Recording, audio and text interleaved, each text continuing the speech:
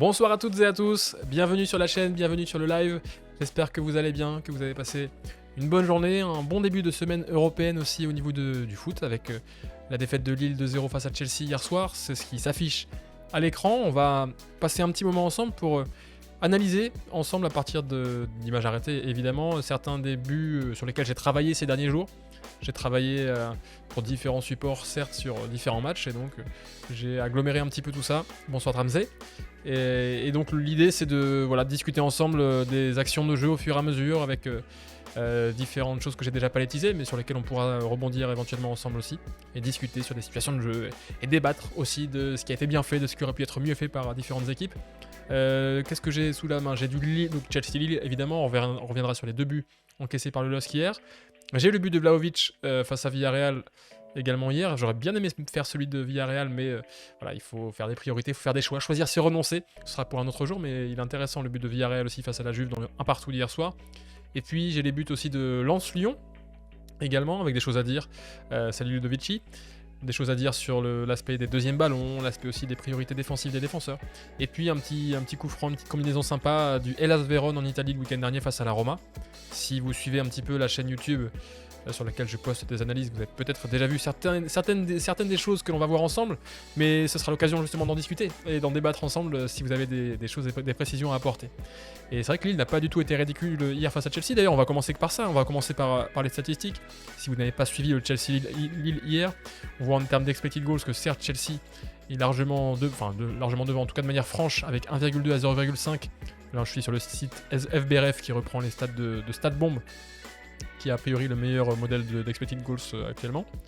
Au niveau des compos, c'était du côté de Chelsea le 3-4-3, sur lequel j'avais fait une vidéo pour montrer la dualité de la menace, jeu intérieur, jeu extérieur sur l'équipe. Donc avec Mendy dans les buts, Rudiger, Christensen, Thiago Silva derrière, on avait Kanté, Kovacic au milieu, on avait Alonso, Azpilicueta dans les couloirs, et puis on avait Ziyech, Havertz et Pulisic devant, donc Lukaku laissé sur le banc. Après sa prestation décevante à Palace le week-end dernier, où il n'avait touché que 7 ballons seulement. Et du côté lillois, alors on avait eu une petite surprise au niveau de la composition d'équipe, et on en discutait hier d'ailleurs sur le live Football Manager. On se posait la question, est-ce que ce serait vraiment un 4-3-3 avec la présence d'Onana, Sheka et Benjamin André en plus de Renato Sanchez? Et bien non, c'était bien un 4-4-2, on n'a pas changé de système côté lillois. On a eu Jardim dans les buts, Selic, Botman, Font, Diallo derrière, avec au milieu de terrain André et Sheka, sur les côtés Renato Sanchez et Jonathan Bamba, et puis Onana qui était en soutien de Jonathan David devant. On avait ce 4-4-2 avec ce milieu de terrain supplémentaire quand même du côté lillois pour renforcer un petit peu, densifier l'intérieur, parce que Chelsea aime bien trouver des relais à l'intérieur notamment, et il y avait des armes pour ça en plus avec Ziyech, avec Havertz et avec Pulisic, même si Mount était également laissé sur le banc hier soir. Donc voilà cette composition lilloise qui a plutôt bien fonctionné, même si Sheka était un petit peu décevant par exemple. Raphaël Cosmidis tout à l'heure a posté sur Twitter un extrait de 30 secondes un petit peu difficile pour le milieu de terrain portugais. Mais voilà, malheureusement le scénario est un peu conforme à ce qu'on avait évoqué hier, c'est-à-dire que Lille, pas ridicule en termes de score, voilà 2-0, bon 2-0 c'est un écart conséquent, mais voilà c'est pas 4-0. Il y avait peut-être moyen de faire quelque chose, mais bon, Chelsea a su marquer très vite sur corner avec Havertz, on le verra. Un contre aussi pour le 2-0, on le verra par la suite. Et quelques regrets malgré le gros match de Renato Sanchez, encore une fois, qui confirme qu'il est vraiment indispensable à cette équipe-là. Salut Grenouille Citron. Voilà donc pour les stats. Alors on peut même jeter un œil aux stats avancées. Dans cette rencontre, on a 50-50 de possession, alors que jusqu'ici Chelsea en Champions avait 65% de possession moyenne. C'était l'équipe qui avait le plus haut taux de possession de Champions. Chelsea n'est pas forcément forcé, c'est sûr qu'en prenant en plus l'avantage très rapidement, ils ont pu être en contrôle. On voit en termes de tirs, Lille n'a cadré que 2 tirs sur 15 et c'était pas des frappes très optimales parce que Chelsea avait 4 cadrés sur 9 tirs au total, mais avec ces 9 tirs, Chelsea donc a généré 1,2 expected goals, alors que Lille, avec ses 15 tirs, n'en a généré que 0,5. Ça veut dire que c'était vraiment des positions de frappe vraiment délicate. Et c'est vrai que je suis d'accord avec toi, Biggie Ben, il était au-dessus Renato Sanchez hier. Si son physique pouvait le laisser tranquille un peu plus sur une plus longue durée, ça pouvait être intéressant. On regarde encore des stats un petit peu avancées pour débriefer cette rencontre tranquillement, avant d'entrer dans le cœur de l'analyse, dans les images que je vous ai préparées pour qu'on en discute ensemble. On voit en termes de... Alors qu'est-ce qu'on peut regarder par exemple? En termes de ballons touchés, bon, c'est sur les défenseurs de Chelsea qui ont touché le plus de ballons, ça c'est pas surprenant. En termes de, voilà, du côté de Chelsea, évidemment. Est-ce qu'en termes de dribble, Ziyech et Pulisic ont retenu Marcos Alonso. En termes d'action défensive, en termes de pression, on a du Havertz, Kanté évidemment qui était omniprésent. Kanté qui était hyper intéressant d'ailleurs dans la passe. Hein. Enfin, dans le jeu globalement. D'ailleurs, voilà, on voit 10 passes progressives, c'est-à-dire 10 passes qui ont fait gagner 10 mètres ou plus dans le camp adverse. Ah, vous voyez pas les joueurs, ah zut. Alors attendez, je vais essayer de décaler. Est-ce que si je décale? Ah, malheureusement non. Zut. Alors attendez. Est-ce que si je passe sur du... Je réfléchis à vous déplacer ça. Je vais vous déplacer la fenêtre en direct. Voilà. On s'ajuste comme on peut. Merci d'avoir signalé Maxbox. Et c'est vrai que Kanté s'est amélioré dans ses projections vers l'avant et on le verra sur le deuxième but où ça a vraiment fait la différence. Donc voilà, on a Kanté qui a fait 10 passes progressives, 10 passes qui ont fait gagner 10 mètres ou plus vers le but adverse à son équipe. Et on a 7 passes réussies aussi par Kanté dans la surface. Et notamment, je crois que c'est lui qui donne le ballon à Marcos Alonso en première mi-temps sur un centre deuxième poteau là, où Alonso claque une volée que Jardim arrête. Donc voilà, ça illustre. J'avais fait un article aussi là-dessus, alors c'est un peu l'autopromo tout le temps, mais après le Chelsea-Liverpool, montrant aussi que Kanté, voilà, ce n'est pas qu'un joueur contre le ballon, c'est aussi un joueur avec ballon qui a fait d'énormes progrès là-dessus, et c'est tout à son honneur de continuer à progresser encore même à son âge. On a envie de dire, voilà, à son âge, il est pas si vieux, mais bon, quand même. Hein, voilà, il a quoi, il a 30 ans maintenant, 300, il va sur ses 31 ans, et il continue d'ajouter encore des couches supplémentaires à son jeu, 2 dernières passes pour Kanté. Salut Svenir. Qu'est-ce qu'on peut regarder en termes d'autres statistiques, par exemple? On a vu, voilà, est-ce qu'il y a eu un petit pont hier? Ah oui, il y a eu 2 petits ponts d'Havertz et de Kanté, tiens. Voilà, qui ont été comptabilisés par StatBomb. Voilà, la richesse des stats de StatBomb, justement. Et en termes de conduite de balle progressive, donc de la même principe que pour les passes, mais cette fois-ci, c'est balle au pied. Eh bien, c'est Pulisic, évidemment, qui a gagné beaucoup de mètres comme ça.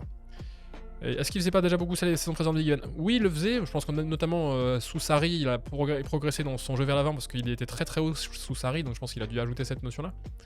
Néanmoins, je trouve dans son registre de passes, il s'est quand même pas mal étoffé au fil des saisons. C'est-à-dire que sous Conte, par exemple, alors c'était aussi le circuit qui valait ça et le système qui valait ça. Mais voilà, il faisait des passes globalement assez simples, assez courtes et assez pas téléguidées, mais c'était vraiment guidé par le système. Et là, je trouve qu'il a ajouté une certaine créativité aussi pour réussir à donner des dernières passes, réussir à casser des lignes, réussir à trouver des coéquipiers. Et même parfois, il fait des passes cachées aussi. Contre Liverpool, il y avait une passe comme ça où il cache sa passe à la Busquets, quoi. Ça, c'est des choses intéressantes de le voir, en tout cas, dans ce registre-là. Côté Lillois, qu'est-ce qu'on a au niveau des stats? On a Selic qui a touché le plus de ballons avec 89. En termes de pression sur l'adversaire, on a du Sheka, du André. Voilà, ça a été hyper actif. 41 pressions sur le porteur adverse, Sheka. Mais est-ce qu'il en a eu beaucoup avec succès? 12 réussis, 129%, ça reste correct. Salut Riamatic. Et salut Catel. Ça reste correct. Qu'est-ce qu'on peut avoir après? Tiens, dans le dernier tiers, David, toujours important pour aller presser haut. Hein. Les matchs de Sheka, ça, ouais, malheureusement. Ah, c'est curieux parce qu'on aurait pu imaginer du coup faire descendre d'un cran Onana et éventuellement faire entrer un offensif à la place en soutien de David, mais malheureusement dans le plan je pense de Gourvenec il fallait avoir ce milieu de terrain supplémentaire avec Onana. Alors est-ce que sur le banc Lille avait un autre milieu de terrain? Je suis pas sûr, hein, parce qu'ils ont pas non plus quand on regarde sur le banc. Là, du coup vous voyez plus le banc, j'essaie de le décaler pour que vous le voyez. Hop. Sur le banc il n'y a pas vraiment de milieu axial qui pouvait venir remplir ce rôle de milieu supplémentaire en plus d'Onana, même si voilà, si on donne des consignes, peut-être à Angel Gomez, il aurait pu le faire. Et voilà. Bon, ça faisait partie du plan comme ça. Salut Steve. Pas de FM aujourd'hui, on est sur le vrai foot. On est sur le vrai foot. Qu'est-ce qu'on peut voir aussi en termes de passes? Tiens, qui a fait progresser le plus par la passe? André, tiens, ouais. On voit en tout cas quand on n'atteint pas les 10 passes par exemple de Kanté, quoi, du côté des Lillois, en termes de passes progressives. Et en termes de passes réussies dans la surface, par exemple, hors coup de pied arrêté, il n'y en a que 2 de Selic et une de Bamba. Donc on a du mal, ça se retrouve dans l'expected goals, du coup, à trouver des solutions dans la surface de Chelsea. Qui reste une des meilleures défenses d'Europe à ce niveau-là, bien organisée, qui cède pas grand-chose. Ouais, Dramsey, c'est le site, donc FBRF. À la base, c'est un site de basket, je crois. C'est Basketball Ref, je crois. bbrf.com, et ils ont fait cette déclinaison au foot. Alors voilà, l'interface est extrêmement aride, hein. Il faut aimer les chiffres et les tableaux Excel et compagnie pour s'y retrouver, mais une fois qu'on a compris à peu près ce qui était recensé, c'est hyper riche parce que ça s'appuie sur les données de StatBomb qui donnent des stats extrêmement poussées et de la même manière que pour le basket. Ils ont réussi à agglomérer des statistiques sur le foot. Alors c'est principalement les 5 championnats européens plus la Champions. Est-ce qu'il y a l'Europa League? Je sais pas. Mais voilà, ça reste déjà une super base pour pour voilà, aller un cran plus loin que même les stats juste de tir, de passe, etc. qui sont disponibles sur Ouskort par exemple. Donc là on est encore un cran plus loin, on est sur de la stat un peu plus qualitative parfois avec les passes progressives, avec les carries, etc. Avec les pressions aussi qui sont trouvables nulle part ailleurs qu'ici. Justement, les pressions, c'est ce qu'on avait dit, chacun, voilà, André, Bamba, David. Ouais, Lille a travaillé, hein, mais malheureusement ça n'a pas suffi. Et maintenant, il va falloir réussir à renverser Chelsea au retour et ça va être compliqué. Comment Lille donc a encaissé ses buts hier? Ça sera la question et on va analyser ensemble. En image, je vous ai préparé quelques palettes. Alors si je retrouve dans le bon ordre, non, c'est pas celle-là. Je retrouve la bonne fenêtre. Est-ce que je vais retrouver la bonne fenêtre? Non, alors je vais... Parce que vous la voyez vous, mais moi je la vois plus. Donc je pense qu'il faut que je la retrouve. Ah voilà, j'y suis. Tout va bien. On va les passer ensemble. Donc c'est forcément un corner là, à la 8ème minute de jeu du côté de Chelsea. Et au niveau de la disposition des Lillois, alors ce qui est intéressant dans cette disposition, c'est d'abord on a tous les joueurs qui sont présents dans la surface. C'est-à-dire qu'en fait, je pense que c'est le début de match. Alors j'ai pas vérifié si sur les corners un peu plus tard dans le match, il y avait autant de joueurs qui étaient revenus défendre. Mais sur le début de match, on a les 10 éléments, les 10 joueurs qui sont revenus défendre dans la surface. Et donc forcément, on est sur une approche de zone, ici vous le voyez, même si voilà, on peut se demander est-ce qu'il n'y a pas un ou deux joueurs qui sont en marquage, mais on est sur une approche de zone, et dans la zone, finalement, il y a la question de gêner néanmoins les courses qui partent de loin, parce que forcément, les joueurs lillois, les défenseurs lillois sont arrêtés de base sur leur positionnement en zone. Ils vont peut-être faire sur quelques pas, un ou deux pas en avant pour se lancer et attaquer le ballon, mais par rapport à des joueurs de Chelsea qui peuvent partir de l'entrée de la surface pour venir attaquer une zone, ne pas être dans la zone mais l'attaquer, il y aura un déficit en termes de dynamisme, voilà, de timing et d'élan par rapport aux joueurs de Chelsea qui serait préjudiciable. Et normalement, c'est le rôle des joueurs qui sont chargés de gêner les courses. On va le voir. Dans ces 10 joueurs en zone, on a Renato Sanchez qui est proche si jamais il y a un jeu court. Chelsea parfois qui aime bien faire des jeux courts autour de la surface, mais là c'est pas le cas. C'est Ziyech qui est au corner. On a donc ces 3 joueurs qui gèrent les courses. Alors a priori, ce sont ces 3 là. Il y aura peut-être eu un 4ème, mais voilà, on voit qu'ils sont échelonnés aussi en fonction du corner sortant.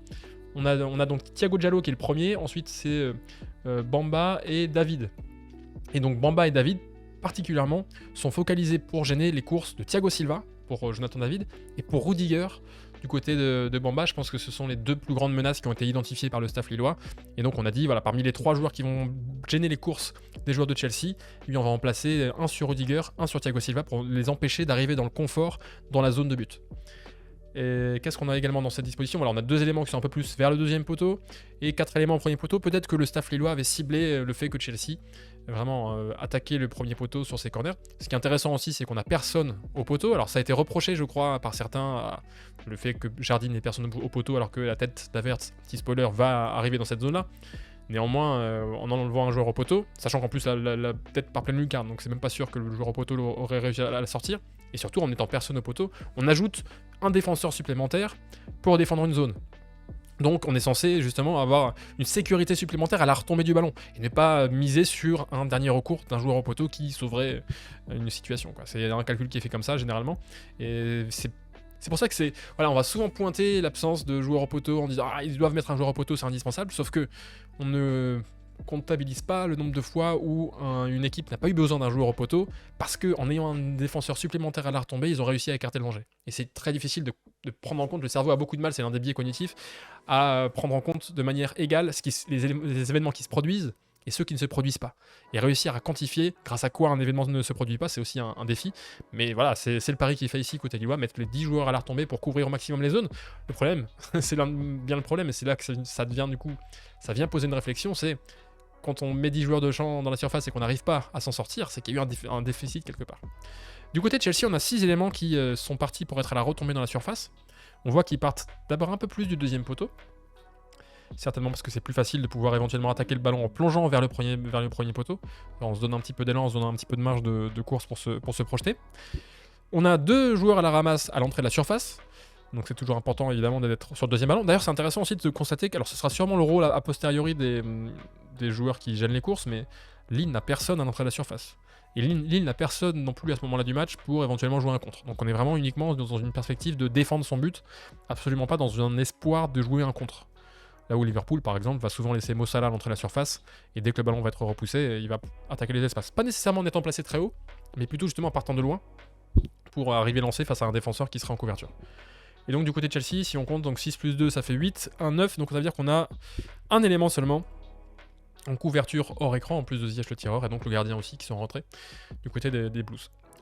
Alors, Ziyech déclenche sa course d'élan, et là ce qu'on voit déjà de base, et c'est là qu'il y a un petit problème déjà qui se pose, c'est que par exemple Kai Havertz, alors qu'en effet on a Joe David et Bamba qui se sont chargés de gêner les courses de Thiago Silva et de Rudiger, Kai Havertz lui peut se lancer vers la zone de but sans opposition aucune.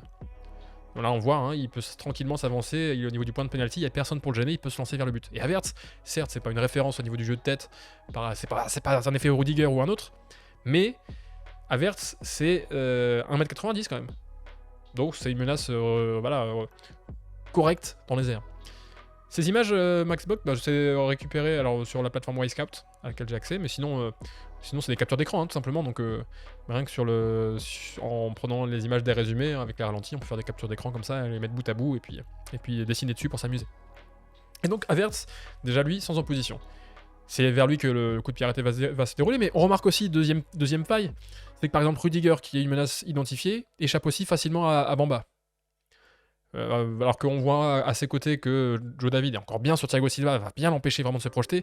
Rudiger, ça a été trop facile. D'ailleurs, peut-être que Rudiger, en partant de plus loin, justement, c'est facilité cette chose-là parce qu'il a eu un peu plus d'espace pour échapper à Bamba. Mais du coup, Rudiger, en échappant à Bamba, lui, il arrive lancé, et on voit qu'il n'y a personne, et ça serait un danger potentiel pour la défense lilloise si ça arrive dans cette zone-là. Ce qu'on remarque aussi, c'est que Thiago Diallo, qui est a priori le troisième homme qui est chargé des courses, ou en tout cas qui pourrait prendre en charge une course trop facilement réalisée par les joueurs de Chelsea, par exemple celle d'Havertz tout simplement, parce qu'il est proche de sa zone, eh bien lui il est aspiré vers le ballon. À l'image un petit peu de ses coéquipiers, il fait 2 pas, mais ça suffit en fait pour faire la différence, 2-3 pas vers le premier poteau, et forcément du coup il se sort de l'équation pour éventuellement neutraliser Havertz. Et si on avance, on voit aussi qu'on a 2 joueurs de Chelsea ici. Alors il me semble que c'est Marcos Alonso et Azpilicueta qui mobilisent Botman, et est-ce que c'est pas André ou Fonte ? Je me souviens plus, mais en tout cas on a 2 défenseurs lillois qui sont au niveau de la zone de but, qui sont mobilisés, qui sont gênés, il y a de la friction. On voit Marcos Alonso à droite qui est lui tourné uniquement vers son adversaire direct et qui le gêne du coup pour intervenir. Alors on sait même pas si Alonso espère, ni Azpilicueta, s'ils espèrent vraiment reprendre le ballon dans cette zone là. Est-ce qu'ils sont pas juste chargés de gêner les défenseurs lillois qui défendent cette zone de but? Ce serait intéressant de le savoir. Mais en tout cas, avec cette mobilisation des 2 défenseurs lillois en zone, qui auront un peu moins de confort pour intervenir, il y a cet intervalle aussi qui est ouvert, qui est laissé libre, et dans lequel Kai Havertz va s'intercaler. Havertz qui va attaquer cet espace entre les défenseurs centraux lillois. Et au moment où le ballon franchit le premier rideau lillois, parce que voilà, on avait dit cette focalisation sur le premier poteau, on a 3-4 joueurs en comptant de Diallo qui sont lobés comme ça sur le coup franc de Ziyech, donc ils sont complètement sortis de l'équation. Et ce qui fait qu'à l'arrivée, à l'endroit où retombe le ballon, comme on l'a souligné là, Chelsea finalement, on compte les joueurs, ils sont à 4, et il y a 2 lillois. Donc les 4, c'est Azpilicueta, Marcos Alonso qui sont sur l'extérieur du rectangle que j'ai tracé. Il y a Havertz qui est dans l'intervalle qu'on a montré. Et il y a Rudiger qui est un cran en retrait, mais qui est arrivé lancé aussi dans cette zone-là éventuellement. Alors donc c'est un vrai problème pour une défense de zone de se retrouver en infériorité dans la zone de réception. D'autant plus, quand on voit la zone qui est trouvée par Chelsea ici, c'est difficile de faire mieux. Parce que c'est une zone au niveau de la ligne des 6 mètres. Jardim, c'est un poil loin pour qu'il intervienne. En tout cas, les gardiens d'aujourd'hui ont beaucoup plus de mal d'aller partir à l'aventure comme ça sur ces corners-là. En plus, Ziyech a un très bon pied pour les mettre suffisamment tendus pour que les gardiens ne puissent pas intervenir. Et c'est donc suffisamment éloigné du gardien, mais à la fois suffisamment proche du but quand même aussi pour que ce soit une situation de but très dangereuse. Parce que normalement, une reprise de la tête, c'est pas optimal. Si je regarde l'expected goal sur l'application FootMob, qui est une application ce que je recommande à tout le monde si vous voulez avoir des statistiques en direct sur les matchs, FootMob, F-O-T-M-O-B. Donc il y a plein de statistiques avancées aussi sur les matchs en direct, notamment les expected goals pour chaque tir qui sont visualisés sur un terrain. La tête d'Havertz est à 0,28 expected goals, ce qui veut dire qu'un joueur moyen a environ une chance sur 3 de marquer à partir de cette position. Ça semble pas beaucoup, mais pour une tête sur corner, c'est vraiment beaucoup. C'est-à-dire que c'est rare qu'une occasion sur corner reprise directement comme ça, de la tête, ait un expected goal aussi élevé. Et ça montre que Chelsea a su exploiter cette faille, cet intervalle dans la défense en zone lilloise sur corner. Et la tête d'Havertz va être piquée dans la lucarne de Jardim.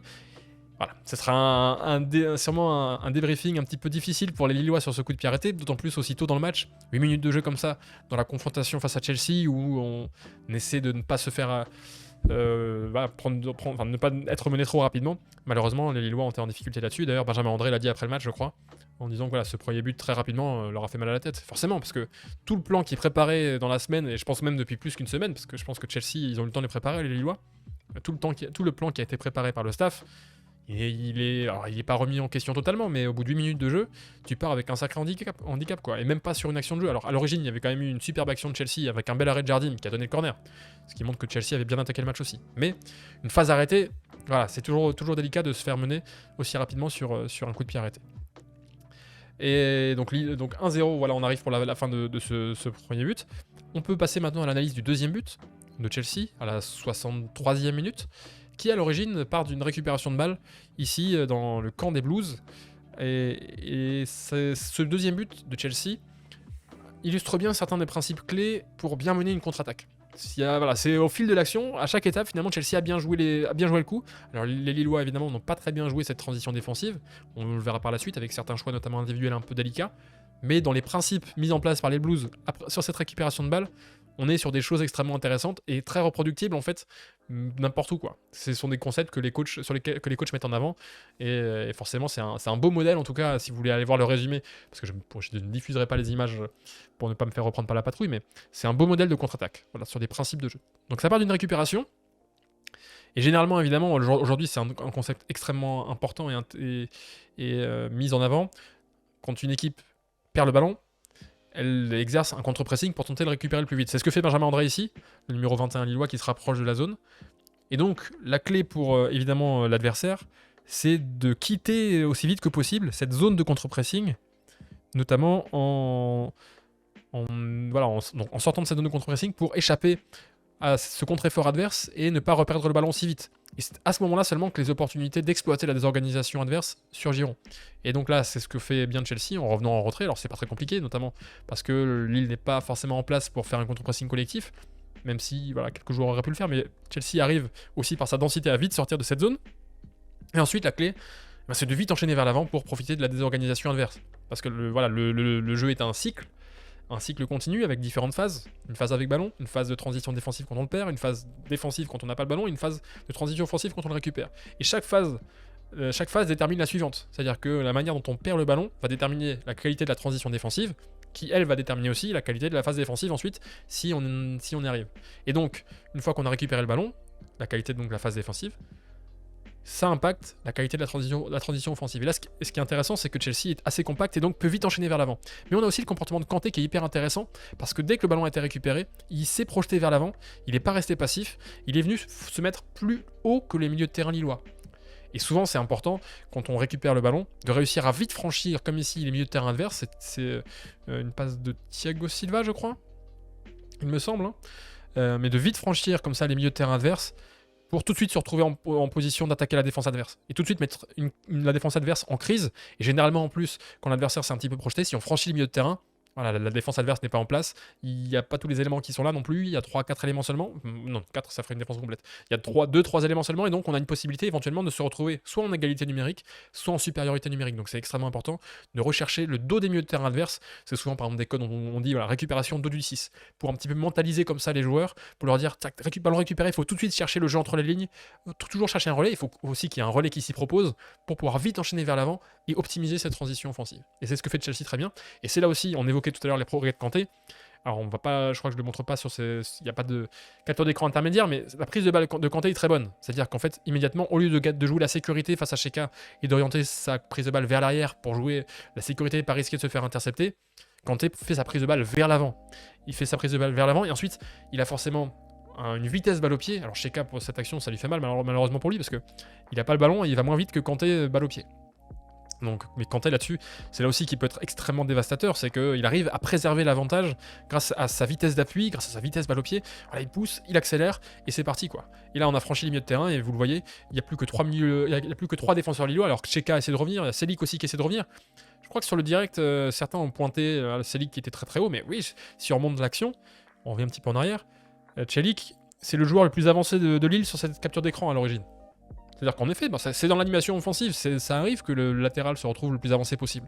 La question, c'est quel mécanisme de couverture on met en place pour compenser le fait qu'il soit placé très haut. Et là, côté Lillois, alors on a 5 éléments qui sont côté ballon, après cette perte de balles. Et que si ces 5 éléments sont franchis, bien nécessairement, il n'y a personne pour couvrir. Salut Royenok. Royenok plutôt. Royenok, je prononçais ton nom comme si t'étais néerlandais. Et donc voilà, et donc on arrive dans cette situation de 3 contre 3 où Sali qui est forcément en retard, mais il fait l'effort quand même pour revenir, mais il part de tellement loin que c'est compliqué de lui reprocher. C'est surtout Lille qui a personne voilà, pour compenser. Salut Barak. Mais néanmoins, alors c'est pas totalement perdu pour Lille. Parce que voilà, c'est pas un 1 contre 3, c'est pas une situation totalement optimale encore pour Chelsea. On est sur un 3 contre 3. On a Diallo, Botman et Font qui sont présents face à 3 joueurs de Chelsea. Et comment Chelsea va réussir à faire la différence ? Déjà, ce qui est intéressant, c'est qu'on a une occupation équilibrée de l'espace, sur la largeur. Généralement, sur une transition offensive, en effet, on veut occuper, alors généralement c'est 3 couloirs, un couloir axial et puis 2 couloirs axe gauche, axe droit. Un peu ce qu'on peut appeler le demi-espace, même si on n'est plus sur du jeu positionnel vraiment.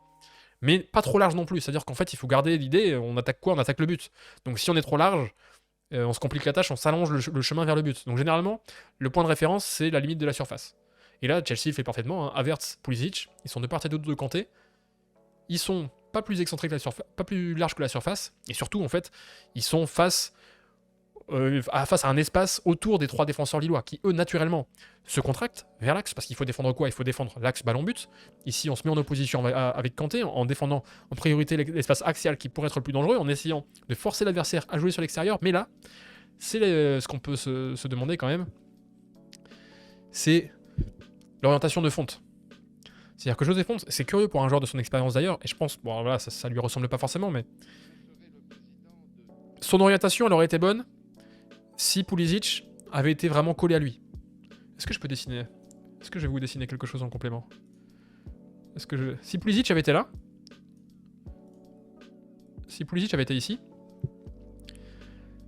l'orientation de Font, elle aurait pas été mauvaise, parce qu'en fait, en effet, cet intervalle aurait été dangereux, il aurait pu y avoir une passe de Kanté qui aurait été donnée à cet endroit. Comment je fais pour revenir en arrière maintenant ? Tac, annuler gribouillage, voilà. Sauf que Pulisic étant placé en retrait, nécessairement, Font doit plutôt justement défendre, en tout cas s'orienter vers l'extérieur, et peut-être même être un peu plus vers l'extérieur aussi, pour avoir un meilleur accès, pour être à distance d'intervention plus facilement en cas de passe vers Pulisic, plutôt que d'être trop intérieur comme ça. Alors certes, oui, il y a la volonté de fermer la course de Kanté, sauf qu'il y a déjà Botman qui peut le faire. Et donc Font pourrait se décaler un petit peu, l'intervalle intérieur ne serait pas en danger, il pourrait mieux intervenir le temps de la passe de Kanté vers Pulisic pour venir voilà, sortir sur l'extérieur. Et ça, c'est curieux qu'un défenseur de l'expérience de José Font fasse cette erreur à ce moment-là, mais néanmoins, encore une fois, c'est parce qu'on est dans une situation de crise. Et on le verra tout à l'heure aussi avec les défenseurs lensois face à Lyon. Quand une défense est en situation de crise, elle est en obligation de faire des choix très rapides. Et donc, c'est là que peuvent surgir les erreurs. Parce qu'il faut prendre des décisions, et forcément, quand on prend des décisions, on peut se tromper si on n'a pas la bonne information, si on n'a pas le bon réflexe.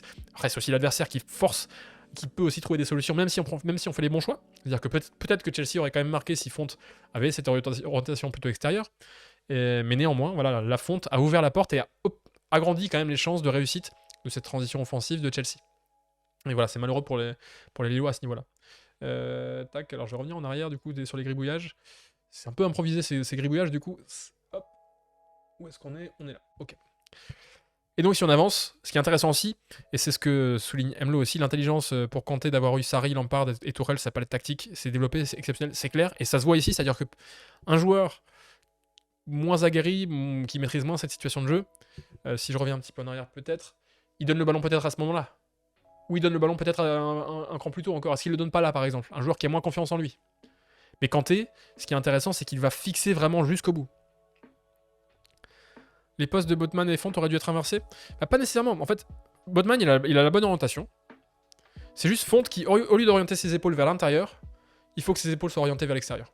Parce que, alors, la justification d'orienter ses épaules dans l'intérieur, c'est en fait, on défend l'intervalle vers lequel on est orienté. Et donc là, Font, il défend l'intervalle entre Botman et lui. Sauf qu'il n'y a personne qui est dangereux dans cette zone-là. Et là, Kanté ne peut pas réussir une passe. Il n'y a pas d'angle là pour donner une passe vers Pulisic. Et donc, Font, en orientant ses épaules vers l'extérieur, faciliterait pour lui l'accès vers Pulisic. Et comme on l'a dit aussi, en se décollant un peu vers l'extérieur, il aurait une meilleure distance d'intervention. Mais Kanté, donc, son intelligence aussi, c'est de pas donner le ballon trop vite, justement. Parce que s'il donne le ballon trop vite, s'il donne le ballon ici, par exemple, il y a plus de distance vers le but forcément pour Pulisic, et Fonte peut plus facilement aussi intervenir et compenser éventuellement son erreur. Alors que là, en avançant comme ça vers le but, petit à petit, Kanté diminue sa distance avec les défenseurs lillois, mais il agrandit aussi la distance relative entre les défenseurs lillois et Pulisic par rapport au but.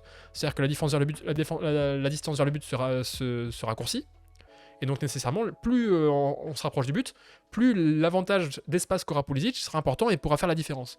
Et donc là, Kanté en venant fixer jusqu'au bout Botman et Fonte, forcément, il libère un peu plus d'espace et de temps à Pulisic. Donc Kanté, sur cette action, non seulement il a permis de casser la ligne des milieux de terrain lillois, il a permis de préserver l'avantage grâce à sa vitesse d'appui, grâce à sa projection rapide vers l'avant, et puis il a su bien fixer aussi jusqu'au bout la défense lilloise à lui pour libérer son coéquipier. Et ensuite, il fait le bon choix, il donne dans le bon tempo, parce que c'est pas facile non plus, il y a le retour de Xhaka qui n'a pas lâché, on peut au moins lui reconnaître ça, et il donne le ballon dans le bon tempo pour Pulisic, qui se retrouve en face à face avec Jardim. Alors je crois que j'ai pas la capture d'écran suivante, mais que ça finit un petit peu, qui arrive à finir en tout cas Pulisic. Mais voilà, un bel exemple de transition offensive. Si on récapitule, on revient depuis le début. Récupération, tout de suite vite sortir de la zone de perte, sortir de la zone de contre-pressing pour éviter le contre-pressing adverse justement.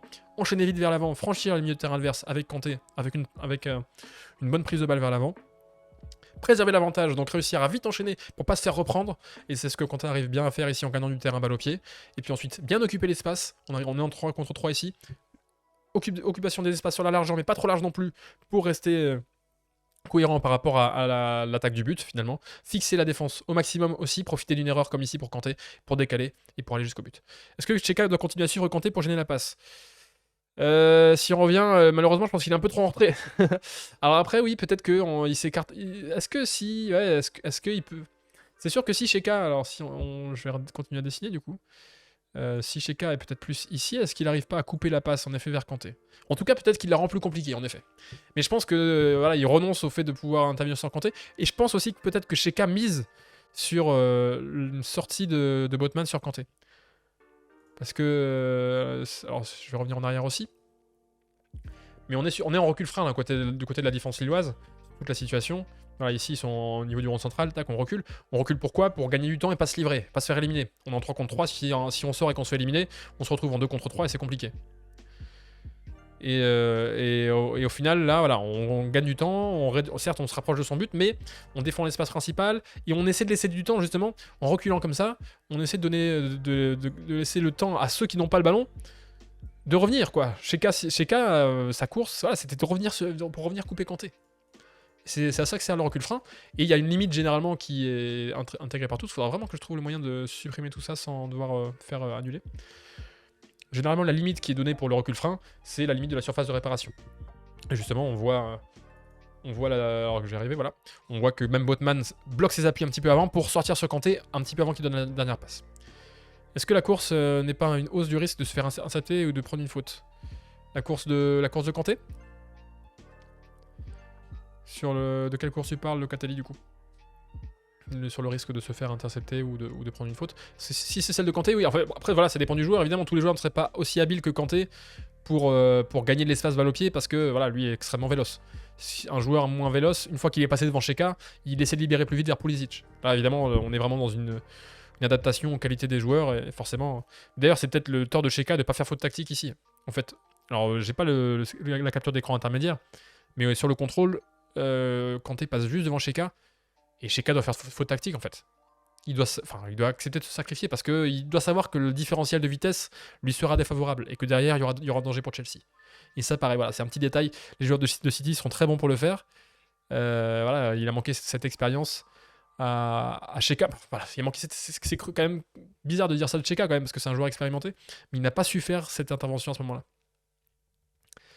Dès le contrôle, Xhaka se retrouve trop loin pour intervenir. Bon, en tout cas, il est dépassé par le ballon, c'est vrai. Mais est-ce qu'il peut pas, voilà, à ce moment-là, par exemple, quand on a la truc préserver l'avantage, retiens le maillot, quoi. Retiens le maillot, retiens le bras, fais quelque chose, jette-toi dessus, fais un plaquage au rugby sans le blesser.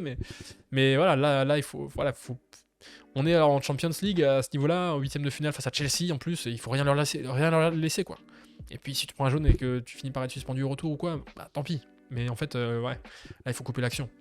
Il y a plusieurs étapes où Lille aurait pu éventuellement s'épargner cette situation.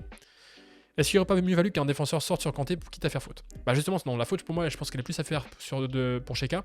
Parce que si un défenseur lillois sort sur Kanté, il n'y aurait plus que 2 défenseurs du coup pour couvrir toute la largeur. Et là, ça quand même, ça risque d'être compliqué.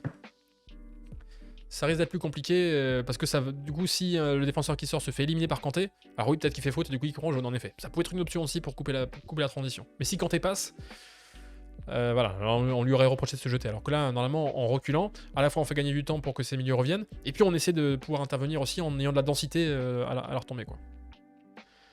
Mais ouais, c'est sûr que c'est triste en supériorité numérique de faire une faute tactique. Là, ce serait ouais. Mais bon, voilà, après c'est une question. Il n'y a pas que, en fait, en termes de supériorité, et ce sont certains des préceptes du jeu de position. Il n'y a pas que une supériorité numérique qui est importante. Il y a des supériorités positionnelles. C'est-à-dire que par exemple, là, en termes de position, alors certes, oui, la défense lilloise a une supériorité positionnelle dans l'axe, mais Havertz et Pulisic ont des bons espaces à attaquer vers le but. Donc ils ne sont pas en désavantage positionnel. Et puis surtout, il y a ce qu'on appelle aussi l'avantage dynamique, la supériorité dynamique. Et là, Kanté a une supériorité dynamique sur Sheka. Donc finalement, le 4 contre 3 n'en est pas vraiment un, puisque le Kanté, de manière dynamique, va plus vite que Sheka, et donc Sheka sort un petit peu de l'équation. Sheka n'est jamais en position de faire faute, Amazing? D'accord, bah autant pour moi. Mais bon, bah tant pis alors. En tout cas, voilà, ça aurait pu être une possibilité, mais tant pis pour lui. Mais il fallait qu'il court plus vite. mais voilà, en tout cas, voilà, il n'y a pas que la supériorité numérique. Il y a plein de supériorités différentes. Après, il y a aussi ce qu'on appelle je crois que c'est les supériorités sociales volitives ou des choses comme ça qui font appel à l'entente technique entre les joueurs. Est-ce que normalement l'entente tactique entre Botman et Fonte est censée être un peu supérieure à celle entre Pulisic, Kanté et Havertz? Il y a plein de la supériorité technique aussi, supériorité individuelle sur du 1 contre 1. Il y a plein de supériorités en fait qui s'ajoutent. Je crois qu'il y en a une douzaine. J'avais lu un livre là-dessus, il faudrait que je retrouve ça. Peut-être en faire une vidéo parce que c'est hyper intéressant. Sur tous les types de supériorité qui existent au foot. Dans le jeu de position, à partir de la philosophie du jeu de position en tout cas. Mais voilà, il n'y a pas que la supériorité positionnelle. Et donc, au final, Lille s'est fait punir à ce niveau-là. Vous avez d'autres questions sur ce but? Est-ce que vous avez d'autres questions? Parce que voilà, bon, c'était une défaite. Est-ce que vous imaginez Lille pouvoir revenir au retour, remonter ce 2-0 sur leur pelouse déjà difficile de Pierre-Mauroy, avec une dynamique de résultats compliquée, avec Chelsea en face quand même? Ça peut être dur, hein? Ça va être dur. D'ailleurs, faudrait pas que je demande est-ce que vous avez des questions, c'est quelles questions avez-vous? Je crois que c'est des spécialistes de l'éducation qui disent que quand on veut susciter des discussions, plutôt que de demander est-ce que vous avez des questions, il faut dire quelles questions avez-vous? T'es supporter de Lille, Zonir Brissa, je crois qu'on a discuté là-dessus. Ouais. Ah, ça va être dur, hein. Ça va être dur de remonter quand même. Ça va être dur. Mais c'est dommage en fait finalement mais c'est un peu le scénario qu'on pouvait craindre, c'est-à-dire qu'ils risquent de sortir avec de regrets, de pas. Chelsea a été maître un petit peu de son sujet, mais Lille n'est pas été totalement à la rue, quoi. C'est-à-dire qu'en fait, en maîtrisant mieux certains moments clés comme ce corner et comme cette transition offensive, Lille aurait pu espérer un peu mieux. Et rester en tout cas dans cette double confrontation. Mais c'était délicat. C'était délicat. Mais c'est sûr quoi, allez, au moins peut-être une petite victoire pour finir, ça serait sympa. Par quoi je voulais enchaîner, je crois par le but de Vlahovic. Est-ce que j'arrive à le retrouver? Il est là. Alors on va passer au but de Vlahovic contre Villarreal parce qu'il est extrêmement intéressant. Le but de la Juve. Il a manqué d'un grain de folie, c'est sûr. Et voilà, exactement, c'est ce qu'on disait tout à l'heure, les expected goals par tir de Lille, alors qu'il y a 15 tirs pour 0,5 expected goals, alors qu'on est sur du 1,2 expected goals pour 9 tirs pour Chelsea. Donc en termes de qualité des situations de frappe, forcément, Chelsea était bien meilleur. Et oui, je suis d'accord de venir sur la perte de Maignan. Malheureusement, ni Jardim ni Gerbic, à la fois sur le jeu au pied, à la fois sur sa ligne, ont été extrêmement convaincants jusqu'ici. Le but de Vlahovic, c'est n'importe quoi, je suis d'accord avec toi, Biggie Ben. Alors on va essayer de lui faire justice en capture d'écran. Ah, t'as vu 1,8 c'est 0,66. Stadbomb donne 1,2 à 0,5. S'ils prennent un peu mieux en compte les situations de jeu, Stadbomb notamment sur corner par exemple, ou sur la position des défenseurs, du gardien et tout ça. Donc ils sont leur modèle est un peu plus précis, je pense. Le but de Villarreal, la Juve est défendu comme un poussin, je suis d'accord avec toi. Malheureusement, j'ai pas eu le temps de le préparer. Mais il est extrêmement intéressant avec la projection de Parejo, alors que ni Rabiot ni De Ligt ne suivent la course. Mais on va se focaliser sur le but de Vlahovic face à Villarreal. Donc, hier soir, ça a fait un partout cette rencontre. Où est-ce qu'on peut regarder les stats peut-être? Regardons les statistiques. Hop. Et les compositions des deux équipes. On va commencer par celle de Villarreal avec Rouilly. On a Albiol et Pau Torres en défense centrale. On avait Foyt et Moreno dans les couloirs. Alors, non, pardon, Foyt et Pedraza dans les couloirs. Alberto Moreno, milieu gauche, c'est ça qui m'a induit en erreur évidemment. On avait Capu avec Parejo, c'est le duo classique de l'entrejeu. À droite, on avait Chukwueze, et puis devant, c'était Lo Celso avec Grenoble. Et du côté de la Juve, alors je vais vous déplacer la compo pour que vous la voyez. Tac. Ouais, je suis d'accord, il a vu direct l'espace. Mais ce qui est curieux, c'est que De Ligt et Rabiot prennent l'info aussi, ils le voient se projeter et ils le prennent pas. Côté Juve, on avait Chesney dans les buts, on avait une défense avec Cuadrado, Danilo, De Ligt, Alexandro et Deschiglio, donc c'est quand même une défense un peu... Enfin, c'est... Alors j'ai pas vu les derniers matchs de la Juve, hein, mais voilà, avec les absences et tout, c'est pas une défense forcément impériale. On avait au milieu de terrain Weston McKennie, je crois qu'il s'est blessé en plus gravement, Locatelli et puis Rabiot, donc en difficulté sur le but, et puis devant Vlahovic avec Morata. Voilà pour la Juve qui n'est pas hyper convaincante sur le match. D'ailleurs, si on regarde les statistiques, 1,2 expected goals pour Villarreal. Bon, le but de Parejo, je pense qu'il est pas mal. 0,6 expected goals pour la Juve. Le but de Vlahovic ne doit pas être très élevé. Je vais regarder sur un autre modèle, c'est celui de FotMob. Qu'est-ce que ça donne sur le but de Vlahovic que l'on va voir. Tac, tac, tac, je trouve ça. On est sur du 0,05 expected goal pour le but de Vlahovic. C'est-à-dire que il avait 5%. Un joueur moyen, par le passé, dans cette position, a marqué 5% du temps. Et lui, il a marqué. Voilà. C'est le talent des buteurs de faire ça. Et Parejo, le expected goal était à 0,54. Donc forcément beaucoup plus élevé, ça fait gonfler un petit peu aussi le expected goal de Villarreal. Quel joueur ressortir dans les stats? Alors on voit le Villarreal a un peu eu la possession. Bon, aussi parce que Vlahovic a marqué dans la première minute. Donc il y a peut-être un effet du scénario aussi qui fait que Villarreal a eu un peu plus le ballon. Pas beaucoup de tirs. Hein. 9 tirs, 3 cadrés pour Villarreal. 7 tirs, 2 cadrés pour la Juve. Je vais vous remettre ça au milieu pour que vous voyez les joueurs aussi ensuite qui vont s'afficher. Hop. Qu'est-ce qu'on a? Voilà, en termes de corner, ouais, pas de corner pour la Juve. Beaucoup plus de touches, voilà, pour Villarreal. 27 touches à 14. Je ne sais pas ce qu'on peut en retirer. Qui a eu le plus de... Ah, Capu en termes de création. Capu donne la passe D forcément à Parejo. Mais en termes de progressive carries, Parejo hyper important pour faire progresser le jeu de son équipe, si on n'est pas surpris. Pareil, en termes de progressive passes, alors intéressant que ce soit Lo Celso qui en est 8, alors qu'il a évolué sur une position a priori un peu avancée. Chukwueze en termes de dribble, 4 sur 6 évidemment. C'est pas surprenant de le retrouver là. Et en termes de pressing, par exemple, est-ce qu'on est... Voilà, ils sont là. Voilà, Lo Celso, intéressant dans son travail de pressing, avec aussi le duo Parejo-Capu. Sur cette pression, en termes de tir, voilà, on a eu, c'est plus, il n'y a pas eu beaucoup de tirs des offensifs là du côté de Villarreal, c'est plus Parejo, Capu, Foyt qui ont tiré 2 fois chacun. Côté Juve, en termes de ballon touché, on est comment? C'est Danilo évidemment, on va voir son ouverture superbe sur le but de Vlahovic, hyper intéressant. En termes de pression sur le porteur, Rabiot premier, 23 pressions sur le porteur, bon, il se consolera comme ça malheureusement, mais je pense que Allegri lui passera plus un savant sur sa gestion de la projection de Parejo. Rabiot qui est deuxième aussi en progressive carries, donc en conduite de balle qui ont fait gagner, c'est quoi, ils mettent 5 yards je crois, au moins 5 yards, donc c'est quoi, c'est 7 mètres vers le but adverse, un truc du genre, ou 5, 6, 7 mètres à chaque fois. En termes de passes progressives là aussi, et cette fois-ci c'est 10 mètres plutôt. C'est Cuadrado qui a fait le plus progresser le jeu à ce niveau-là. Voilà pour les statistiques principales de cette rencontre, et on va pouvoir revenir du coup sur l'écran de l'analyse, et non pas sur celle de Chelsea. Hop. Hop, on y est, voilà. La voici, la capture d'écran pour le but de Vlahovic. Alors ça part d'une passe de Capu dans l'entrejeu. Et c'est Moreno ici, alors justement je vais pouvoir reprendre un petit peu mon pinceau virtuel pour s'ajouter là-dessus. Moreno ici qui est libre entre la ligne, c'est hyper intéressant d'ailleurs qu'il soit dans cette position-là. Lui qui est censé être un latéral gauche de métier, qui joue milieu gauche du coup, mais qui venait souvent à l'intérieur. D'ailleurs ça libérait un petit peu le couloir pour Pedraza qui était lui offensif, Moreno qui venait là. Et donc on a une possibilité quand même pour éventuellement progresser du côté de Villarreal avec cette passe de Capu. Et je vais retirer ça au fur et à mesure. Hop. On a cette possibilité éventuellement pour progresser. Sauf que Moreno, il pense que la passe n'est pas pour lui, il la laisse passer, et ça entraîne une récupération pour Danilo. Ici, un petit peu plus, voilà, au niveau un petit peu derrière la ligne médiane. Et ce qui est intéressant, alors on a tout de suite, même un petit peu avant, on a tout de suite mis en valeur Vlahovic pour suivre un petit peu sa course, c'est que dès que le ballon est récupéré, immédiatement, projection vers l'avant.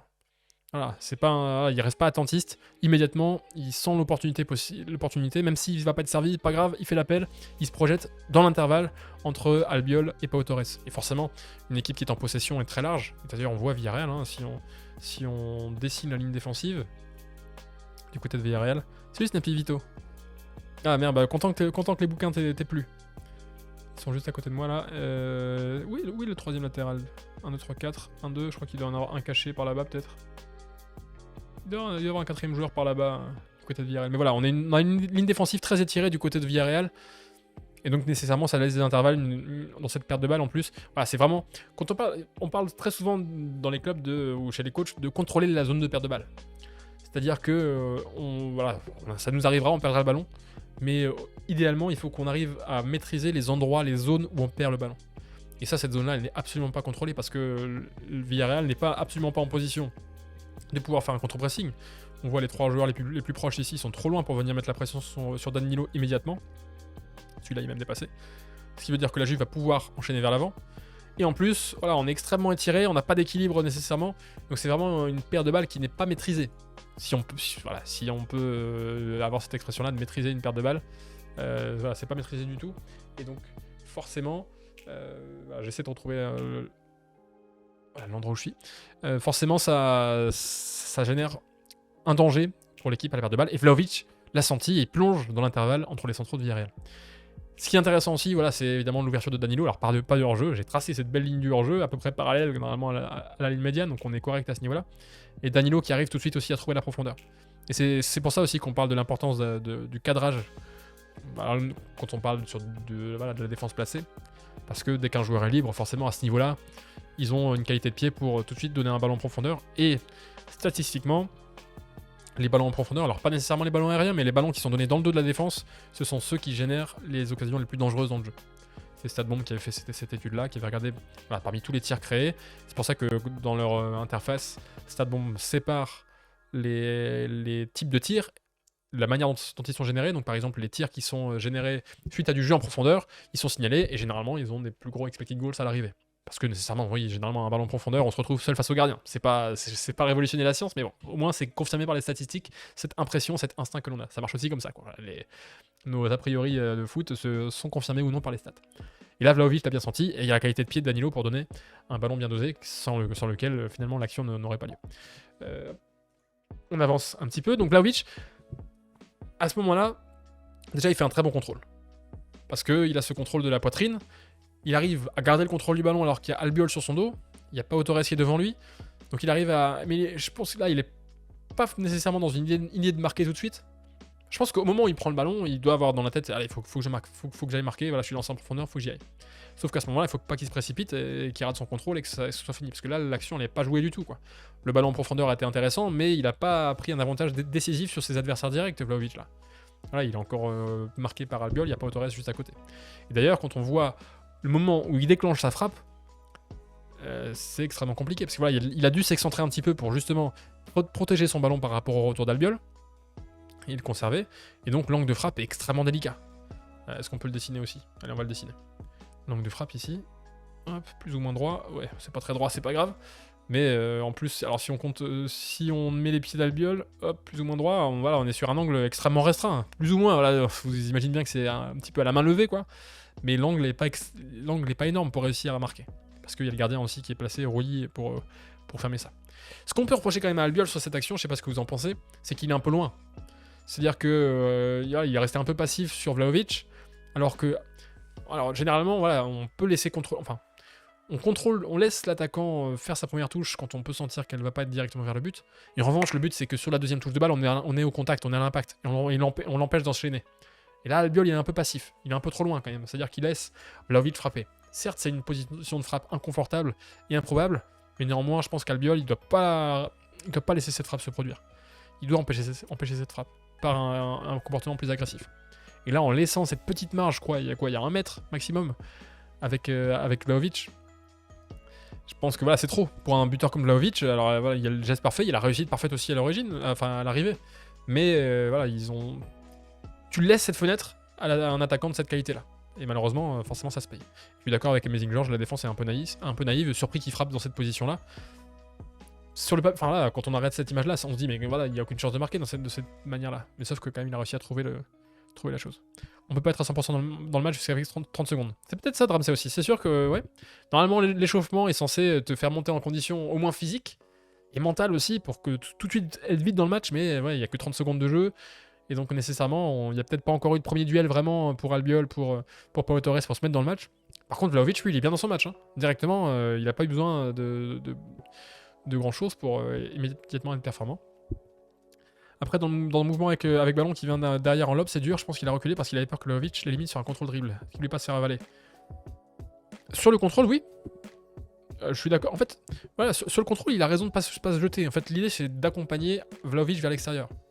Mais je pense que, voilà, Vlahovic, c'est pas non plus l'attaquant le plus rapide. Bon, Albiol, c'est pas non plus le défenseur le plus vif et le plus rapide. Mais il faut aller au contact. Une fois que le premier contrôle est fait vers l'extérieur, il faut pas s'arrêter parce que, voilà, si on a réussi à faire orienter le contrôle adverse vers l'extérieur, il faut capitaliser dessus et empêcher de jouer et de se retourner. Et là, alors, Vlahovic frappe en pivot, mais en fait, en frappant, il arrive à se retourner. C'est comme s'il arrivait à se retourner, en fait. Et là, Albiol lui laisse cette possibilité-là. Voilà, je pense qu'un Van Dijk, par exemple, aurait été plus agressif. Van Dijk aurait contrôlé de la même manière le ballon dans le dos. Par contre, sur le deuxième pas, sur le deuxième contrôle, il aurait été directement présent, quoi. C'est vrai qu'il y a un truc psychologique qui peut persuader qu'on marque dans les toutes premières minutes. Enfin, qu'on peut pas marquer dans les toutes premières minutes. Ouais, peut-être. Enfin, on en voit quand même des buts maintenant, de plus en plus tôt, quoi. Avec en plus même des stratégies sur coup d'envoi. J'avais montré sur YouTube une vidéo de Bournemouth qui avait mis une super combinaison sur coup d'envoi. En 7 secondes et en 4 passes, voilà, ils avaient marqué un super but avec Solanke. Albiol a 1 ou 2 mètres de retard au moment du contrôle, c'est pour ça qu'il a pas le temps de fermer, tu penses. Si on revient au moment du contrôle, ouais, il a 1 ou 2 mètres, je suis pas sûr qu'il y ait 2 mètres hein, au moment du contrôle. Si on descend au moment du contrôle, je pense qu'Albiol, il peut mettre l'intensité en plus sur les pas suivants, parce que voilà, Vlahovic, après son contrôle, lui, il peut pas être à 100% parce qu'il doit reprendre ses appuis, il doit contrôler le ballon. Albiol, lui, il peut mettre cette intensité pour recoller, je pense. Cool, merci Bruce Wayne, bienvenue. Bruce Wayne Gotham, Batman Gotham, je pense qu'on on connaît ta passion du coup. Et donc je pense que voilà, je pense qu'Albiol, il avait moyen de mettre l'intensité pour revenir et pour empêcher Vlahovic de frapper. Et après voilà, Vlahovic arrive à placer ce ballon dans le petit filet. Sacré buteur quand même, de réussir à marquer un but comme ça. Et c'est... Il va faire du bien à la Juve, hein, parce que... Est-ce que Pau Torres pouvait faire quelque chose d'autre? Bonne question, Ludovici. Alors, Pau Torres, si on remonte un peu l'action, on va suivre l'action de Pau Torres, le numéro 4 de Villarreal. Donc, il était encore en train de remonter au moment de la perte de balle de Capoue. Tac, Vlahovic qui plonge dans l'espace. Alors, ce qu'on voit entre ces deux images-là, déjà, ce qui est peut-être un peu curieux, vous voyez un numéro 4 Pau Torres que je vais entourer.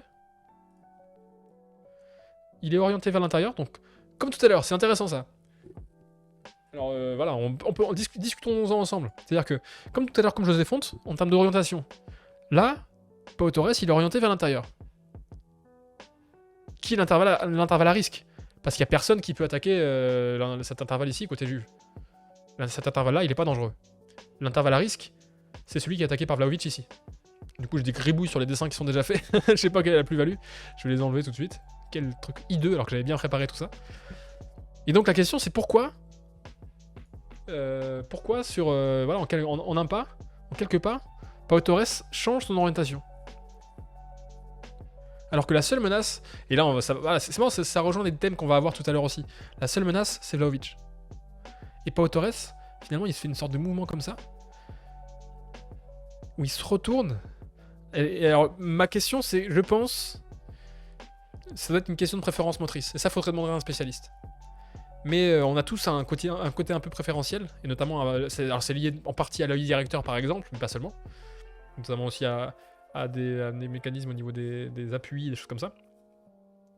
Et je me demande si Pau Torres n'est pas plus à l'aise de cette manière-là. Pour courir vers son but, avec sa jambe gauche vers son but. Est-ce qu'il a peur que Vlahovic fasse un mal dans son dos le long de ligne? S'il a cette peur-là, c'est bizarre parce que... un appel, alors je vais le dessiner du coup, un appel de Vlahovic comme ça, il s'éloigne du but. Et donc c'est pas un appel dangereux. Donc je pense pas que ce soit quelque chose qu'ils doivent surveiller en priorité. Parce que en sachant qu'il a aussi Albiol derrière lui qui pourrait venir couper et voilà, on peut fermer l'accès au but comme ça si Vlahovic fait un appel extérieur. Ah, c'est curieux quand même. c'est curieux qu'il fasse ce changement d'orientation des épaules, parce que du coup, si on remonte d'une image, voilà, à ce moment-là, on peut imaginer plutôt une course incurvée comme ça. Alors, est-ce que je vais réussir à dessiner par-dessus? Ils viennent se rapprocher comme ça, en fait. Le but, c'est de raccourcir la distance entre Torres et Vlahovic. Entre les centraux, mais vers le côté, dans l'espace libre laissé par le latéral haut. Ouais, mais là encore, en fait, je pense que ça aurait pas vraiment de sens. Parce qu'encore une fois, faire cet appel vers l'extérieur, alors qu'en fait, voilà, sur les transitions offensives, il faut trouver le chemin le plus rapide vers le but. Et alors, c'est rare qu'un attaquant puisse faire un appel à peu près tout droit vers le but. Voilà, c'est un peu incurvé, mais c'est pas très joli ce que je fais. Mais voilà, ça aurait pas été... À la rigueur, ça aurait été moins grave, quoi. Ça aurait été moins dramatique. Je pense que, ouais, idéalement, je pense que là, il est pas mal, finalement, à ce moment-là. Il peut faire les quelques pas pour se rapprocher de Vlahovic, et en effet, du coup, venir resserrer, et à l'arrivée, être un peu plus au contact. Parce que si on avance, tac, dans les images... Est-ce que c'est pas ça qui lui fait perdre les... Voilà, et là, il y a quoi? Il y a 1 mètre au moment du contrôle. Est-ce que si Torres est orienté de la bonne manière, il a pas... Voilà, vous voyez un petit peu à quoi ça se joue, et bonne suggestion de Ludovici de Pau Torres, c'est que ça se joue voilà, 1 mètre, à ce niveau-là, 1 mètre fait la différence, un pas fait la différence. Une demi-seconde de retard sur une perte de temps sur une orientation, un changement d'orientation pas très logique, ça fait la différence. Et là, Vlahovic, il a exploité ça. Et bon, c'est pour ça on dit souvent que le foot est un jeu d'erreurs. Et on dit aussi d'ailleurs souvent que l'attaque est dictée par le maillon le plus fort et que la défense est dictée par le maillon le plus faible. D'ailleurs, c'est intéressant ça. Mais tu penses qu'il resserre vers l'axe, il resserre l'axe en pensant que Danilo attaquera l'espace et espérer que son latéral gauche revienne en position et le passe en profondeur le surprend. Bah, en fait, l'idée c'est qu'il... Est-ce que ta suggestion, Magellan, c'est ce qu'il fait là ou c'est ce qu'il aurait dû faire?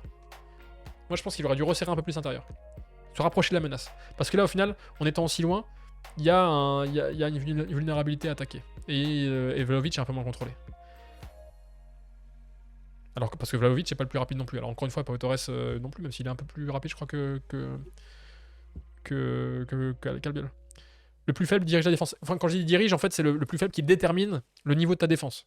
C'est-à-dire, c'est ton maillon. En fait, le niveau de ton attaque va être déterminé par ton maillon fort. Parce qu'il va te faire des différences. Bah, c'est Paris avec Mbappé par exemple. Et le niveau de ta défense va être dicté par ton maillon faible. Parce que nécessairement, voilà, si tu as les 3 meilleurs défenseurs du monde, mais qu'à côté de toi, tu as le pire défenseur possible qui fait 5 boulettes par match et qui te coûte 3 buts par match, bah, le niveau de ta défense, voilà, tu auras beau arrêter 95% des actions, bah, si les 5% font le but à cause du maillon le plus faible, ça fait la différence. Et voilà, c'est pour ça que ça peut guider du coup des recrutements, quoi. C'est pour ça qu'on peut chercher une certaine homogénéité défensive et compenser un défenseur qui serait un peu plus en difficulté. La défense est plus dépendante du collectif en soi. Bonne question. Bonne question. C'est sûr que l'attaque, on peut dire en effet, une individualité peut faire la différence. Un joueur comme Mbappé peut faire la différence tout seul dans différents contextes de jeu, sur une transition offensive, sur une attaque placée en percutant, en dribblant. Après, une individualité comme Van Dijk, en fait, est-ce qu'il a besoin de tant que ça du collectif? Oui, parce que c'est... Voilà, mais il est tellement intelligent. C'est un bon débat, ça, Ludovici. Est-ce que la défense est plus dépendante du collectif? J'aurais tendance à dire que oui. Parce qu'en plus, les entraîneurs, généralement, ils autorisent... Par exemple, l'attaque autorise plus d'improvisation. Et les entraîneurs vont souvent... Voilà, on entend souvent les joueurs offensifs dire « Oui, mon entraîneur me laisse totale liberté dans les 30 derniers mètres et faire la différence complètement, etc. » Alors que la défense, c'est Mourinho qui l'a dit, l'improvisation en défense, c'est uniquement en situation de crise. C'est-à-dire que bon, voilà, quand on est les situations désespérées, ok, c'est à ce moment-là qu'on sort des principes, qu'on sort des choses collectives. Et oui, Lyon est un bon exemple au niveau de ce maillon faible qui détermine le niveau de ta défense. Et donc oui, plus d'improvisation, plus de liberté, je pense, offensivement, et plus de cadre collectif, de structure collective défensivement. Pourquoi? Parce qu'on veut optimiser une couverture d'espace, parce qu'on a besoin d'une densité, parce qu'on a besoin d'un fonctionnement vraiment harmonieux. Offensivement aussi, mais défensivement, c'est important qu'il y ait des couvertures, qu'il y ait des glissements, qu'il y ait des prises à deux, des choses comme ça. Donc je pense qu'on peut dire peut-être qu'en effet la défense est plus dépendante du collectif. Même si le but des coachs, généralement, à part quand ils ont des grosses individualités, c'est aussi quand même de mettre en place un collectif offensivement qui fasse des différences. Et donc voilà, c'est intéressant en tout cas ce débat qu'on a pu avoir sur Pau Torres qui ajoute une dimension à notre réflexion. Et tout ce qu'il peut avoir sur un but qui... finalement, ça montre que ce but de Vlahovic n'est pas seulement une question de génie d'exécution à l'arrivée de la part de Vlahovic, c'est le cas en effet pour le buteur, mais qu'il y a aussi quand même des choses tactiques et des petits détails quand même qui font des différences. Et c'est intéressant de pouvoir creuser ça. Alors, qu'est-ce qu'on avait par la suite? Je vous ai préparé aussi. Je vais les ressortir. Hop. On verra le coup franc du Las Vérone après. On va regarder peut-être, alors si ça vous intéresse, évidemment. Début de Lens-Lyon, sur lequel j'avais travaillé le week-end dernier, qui était extrêmement intéressant. Avec plusieurs choses à souligner. Lens-Lyon, bah, tiens, je vais tout de suite mettre la capture d'écran, je crois que c'est celui-là. Hop, voici. Mais on va commencer par regarder les statistiques de Lens-Lyon aussi, qui était un très beau match de Ligue 1 le week-end dernier. Un partout donc, alors en termes d'expected goal c'était pas énorme, hein, 0,8 et 1,1, mais il y a eu beaucoup d'intensité en première mi-temps avec un gros pressing des deux côtés, mais l'intensité lensoise quand même qui a fait la différence sur la première période. Mais Lyon avait quand même du répondant techniquement avec beaucoup de choses intéressantes qu'on va voir sur les captures d'écran. Et donc ça a bien marché côté lyonnais aussi. Et c'était vraiment... Alors Lens a fini très fort aussi, donc c'est pas vraiment chaque équipe sa mi-temps, mais voilà, c'était une belle opposition en tout cas. Avec le but de Klose à la 13e minute, Kadewere à la 44e, un partout. Et côté Lensois, on avait Fariñez dans les buts, on avait Wu qui remplace Grady blessé, Danso et Medina en défense, on avait Klose et Aïdara sur les côtés. On avait au milieu de terrain... Alors c'est placé ici comme un losange parce que c'était un petit peu ce qui était recherché par les Lensois. On avait Sotoka qui était placé en milieu relayeur.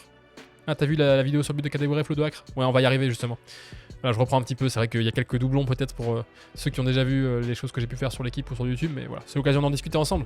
Et vous allez peut-être signaler aussi des choses que je n'ai pas précisées comme tout à l'heure sur Pau Torres, donc c'est hyper intéressant.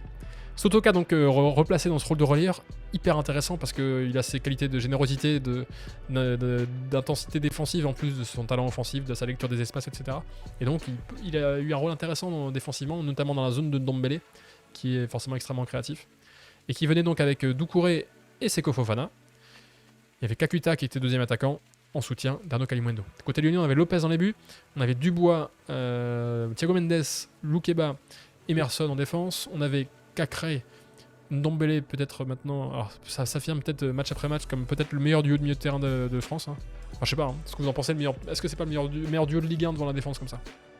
À Paris, il y a Verratti tout seul, qui n'est pas un duo du coup, qui est monstrueux. Mais Cacré, Ndombele, ça coche beaucoup de cases quand même. En termes de pressing, en termes de créativité, Ndombele, en termes de... qu'est-ce qu'il envoie quand même. Ça fait plaisir de le revoir. De le revoir en Ligue 1. Et puis on a la qualité technique hein, avec Fèvre qui était couloir droit mais qui revenait à l'intérieur, on le verra. Paqueta en numéro 10, et puis la profondeur avec Toko Ekambi et Kadewere. Donc on a une équipe assez équilibrée quand même dans ce système. Lopez, Dubois, Thiago Mendes. Ah ouais, Ramsey, mais Thiago Mendes, wow, c'est un intérim correct. C'est un intérim correct. On verra si Boateng revient dans l'équipe quand même. Et Lopez aussi a sauvé quelques trucs. Alors après, c'est sûr que le jeu au pied, c'est pas son gros point fort, mais c'est pas mal. Doucouré Fofana, tu penses le meilleur milieu de terrain, Biggie Ben? C'est pas mal aussi, hein. C'est sûr que c'est pas mal. C'est sûr que c'est très. En plus, il y a duel. En tout cas, sur ce match-là, il y a eu un beau duel, en tout cas. Des deux côtés. Il y a eu un beau duel. Et on va commencer donc du coup avec le premier but en soi. Alors c'est déjà pas mal palettisé, mais on va pouvoir ajouter des choses dessus si vous en avez envie. Ça part d'un dégagement de Fariñez sur un pressing all lyonnais, c'est-à-dire qu'en fait, voilà, Fariñez qui a eu des petites difficultés quand même sur le jeu au pied sur le match. Et ouais, tu rajoutes Paqueta en 10. Mais là, c'est le lyonnais qui parle, Emlo. Donc voilà, côté lyonnais, on était venu sur du pressing assez haut ici, venir gêner les Lensois avec Toko Ekambi. Bah, je ne vais pas retracer ce qui est déjà mis, mais Toko Ekambi qui est venu chercher vous. On a Kadewere ici qui garde dans son ombre en quelque sorte, en tout cas qui empêche le jeu vers Danso pour venir presser Fariñez. Il n'y a aucune solution courte qui est dispo, on est présent partout. Côté lyonnais, forcément ça force le jeu long du côté de Fariñez. Mais c'était quelque chose que les Lensois avaient anticipé, notamment aussi avec le placement de Sotoka dans l'entrejeu, même si Sotoka il est ici. Sur les 6 mètres par exemple, parce qu'il y avait beaucoup de vent, et il y avait une pelouse un peu compliquée, il pleuvait, donc c'était des conditions de jeu délicates. Francaise, il a dit après le match, sur les 6 mètres, ils avaient demandé à Fariñez d'allonger. Et ça c'est intéressant de voir comment le contexte, le climat, la météo, la qualité de la pelouse impacte l'approche tactique sur le terrain. Plutôt que d'avoir des relances courtes sous le vent, sous le vent, pardon. Fariñez a allongé vers le jeu aérien de Sotoka, qui face à Ndombele, face à Cacré, avait un avantage à ce niveau-là. Même s'il y avait Loukeba aussi qui venait dans sa zone, il faut s'accrocher pour aller au duel aérien avec Loukeba. Mais donc là, Fariñez allonge. À la retombée, on a donc Loukeba, qui est placé ici. le ballon était imprécis de la part de Fariñez, Kakuta ne pouvait pas venir le disputer. Mais du côté lensois, on a anticipé le deuxième ballon, qui est un domaine du jeu vraiment crucial, sur lequel se joue beaucoup de choses. Si on revient un peu en retrait, on voit par exemple ici, alors du coup je vais ajouter du gribouillis sur le gribouillis, mais Doucouré qui est ici, et derrière, je crois que c'est Paqueta, et derrière Paqueta, Sotoka est derrière Ndombele, et si on a Klose qui est très large, et si on arrive ici, alors Sotoka reste derrière Ndombele. Pourquoi? Je pense que c'est parce qu'il est en zone proche. Ndombele peut être le joueur servi par la tête de Loukeba. Et donc, si Sotoka se met devant, il risquerait de se faire éliminer. Et dans ce cas-là, ce serait gros danger pour la défense lensoise. Donc, il est en sécurité en restant derrière Ndombele. Mais il est actif, on verra. En revanche, Doucouré, lui, qui est plus sur un deuxième cercle d'intervention, c'est-à-dire qu'il est plus sur une notion de couverture, d'ajustement. Il s'est adapté, il est passé devant Paqueta pour anticiper éventuellement ce deuxième ballon. On voit que Klose, lui, est venu intérieur aussi pour se rapprocher de la zone d'arrivée du ballon. Et donc, au final, on a cette étoile en soi qui se referme autour de la zone du ballon pour essayer de maximiser les chances de gagner ce deuxième ballon. Pourquoi c'est un moment important du jeu? Parce que, on a vu, Lyon, par exemple, était sur une phase de pressing haut, donc ils sont extrêmement étirés, ils sont pas du tout dans un bloc défensif. Donc si on récupère un ballon à ce moment-là, même si on dessine là, le trio, si on récupère un ballon à ce moment-là, le bloc défensif n'est pas en place, et en fait on se crée une situation d'attaque rapide à partir d'un lancement de jeu d'attaque placée sur du jeu long. C'est un peu chaotique par nature, certes, parce qu'on ne sait pas où Loukeba va renvoyer le ballon. Alors là, il n'est pas mis sous pression, donc normalement il devrait pouvoir mieux le maîtriser, mais avec le vent, c'est compliqué de le juger. Une tête, c'est toujours moins maîtrisé qu'une passe du pied. Donc ça reste une phase très aléatoire, qu'on peut quand même essayer d'optimiser avec des codes collectifs, notamment par exemple le fait de se rapprocher, de passer devant son adversaire direct. C'est Niko Kovac à Monaco qui avait une injonction à ses joueurs pour leur rappeler de prendre la position préférentielle pour le deuxième ballon devant leur adversaire direct. C'était basketball rule, la règle basketball. En référence à l'NBA par exemple, où en NBA, quand le shoot est lancé, la priorité des défenseurs c'est de protéger le rebond, protéger la zone proche du cercle pour gagner le rebond. C'est un peu le même principe sur les coups de pied, sur ce jeu long là par exemple, pour gagner le deuxième ballon, et c'est intéressant que Kovac ait ses références comme ça, à piquer une référence au basket pour l'appliquer à des consignes tactiques foot. Et voilà, écran en retard, voilà, c'est ça, Ludovic était plus calé sûrement sur le vocabulaire basket que moi. Mais voilà, en tout cas, du côté de lanceur, on a optimisé cette phase de jeu pour y parvenir. Et quand le ballon arrive, il est donné par Loukeba. Sotoka qui était donc derrière Ndombele, alors il n'avait pas la position préférentielle de base, mais il avait cette sécurité. Et surtout, il avait un peu plus de marge de réaction par rapport à la trajectoire de la tête. Et la tête de Loukeba, elle n'a pas été extrêmement bien ajustée vers Ndombele. On voit qu'il essaie d'étendre la jambe ici pour intercepter ce ballon. Sotoka n'a qu'à entre guillemets avancer.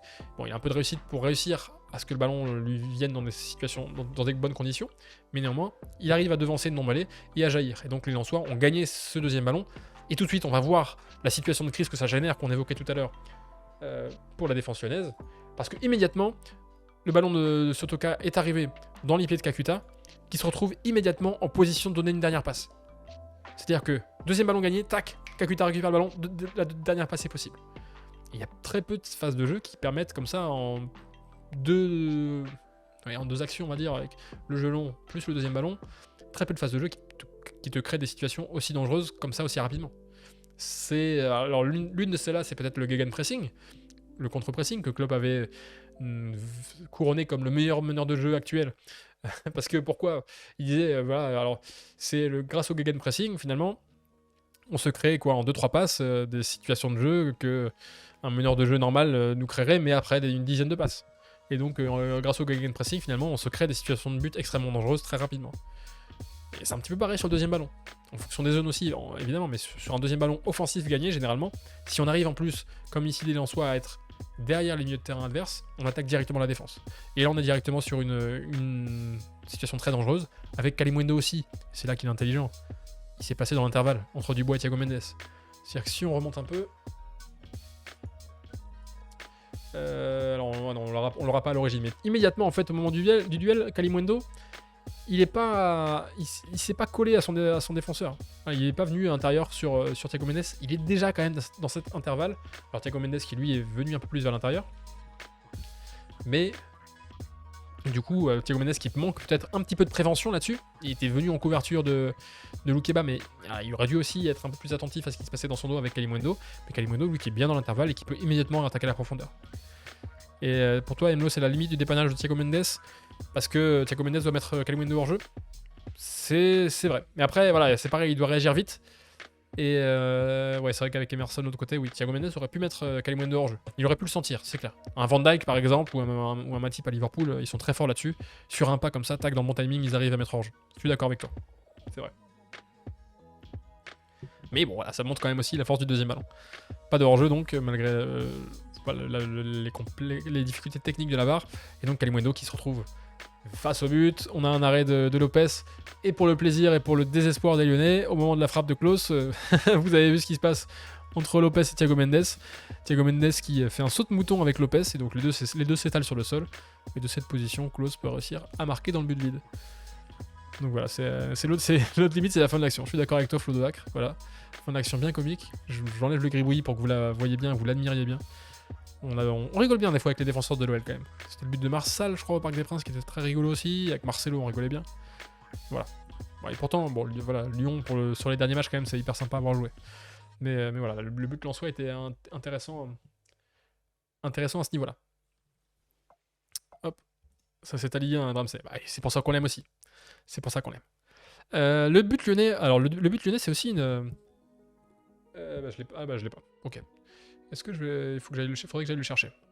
Je vais essayer d'aller vous le chercher pendant qu'on discute le but lyonnais, parce que je l'avais mis de côté. Mais étrangement, il n'est plus là. Mais voilà. Ouais, en tout cas, c'était un beau match entre Lyon et. Entre Lyon et Lens. Je croyais que je l'avais pris. Ah, ou peut-être qu'il est dans un autre dossier. Je réfléchis. Est-ce qu'il est là? Est-ce que je l'ai encore? Tac. Non, je l'ai pas. Ok, je vais aller vous le chercher, je vais aller l'ouvrir. C'est petit intermède, du coup, on reprend notre souffle tranquillement et on va aller chercher ça. Les screens. Ils ont disparu. Où est-ce que je l'ai mis? Tac, live, tac. Ah, voilà, il est là. Je vous ouvre ça dans un instant. Comme ça, vous allez pouvoir voir. Hop. De quoi il s'agit. Hop, hop. Et est-ce que c'est celui-là? Oui, on est bon. On l'a, il est là. Il est là, le but lyonnais. Pour votre plus grand plaisir. But lyonnais qui reprend certains des principes de ce deuxième ballon. Parce que ça va être un deuxième ballon qui va être gagné par l'OL cette fois-ci. Mais, alors c'est ce que j'ai fait sur la vidéo sur YouTube aussi, il y a cette notion de gestion des priorités de la part des défenseurs centraux. Et c'est là-dessus que Francaise a insisté après le match, que Thierry Henry aussi avait signalé sur le direct, donc ils étaient raccords les deux, ils étaient bien contents. Francaise a dit ce but était évitable à l'arrivée. Surtout, il est extrêmement évitable à l'arrivée parce que les défenseurs lensois n'ont pas suivi la bonne priorité. Donc à l'origine, on a cette situation dans l'entrejeu. C'est l'occasion de montrer l'animation offensive lyonnaise qu'on évoquait tout à l'heure avec la composition d'équipe, puisqu'on a ce quatuor en fait très technique dans l'entrejeu, avec Ndombele, Cacré, Fèvre, Paqueta. Fèvre qui vient depuis son couloir droit à l'intérieur pour offrir des solutions entre les lignes. Paqueta aussi d'habitude, mais là il est décroché, donc on a des rotations aussi possibles entre ce quatuor-là, mais c'est censé donner de la maîtrise de jeu à l'intérieur à l'Olympique Lyonnais. Et puis devant, donc, on a Toko Ekambi et Kadewere. Toko Ekambi qui lui aussi a quitté son couloir pour venir à l'intérieur, mais cette fois-ci plutôt pour attaquer la ligne défensive, apporter des courses dans l'espace avec Kadewere qui brille aussi sur ces phases-là. Et ce sont les latéraux qu'on va signaler. Hop. Ici Emerson, ici Dubois. Ce sont les latéraux qui sont chargés de vraiment donner la largeur en phase offensive, même si des fois Toko Ekambi et Fèvre évidemment sont sur la largeur. Ils n'ont pas une seule dimension dans leur jeu. Mais voilà, globalement c'est ça l'animation offensive de l'OL. Tac, allez on avance.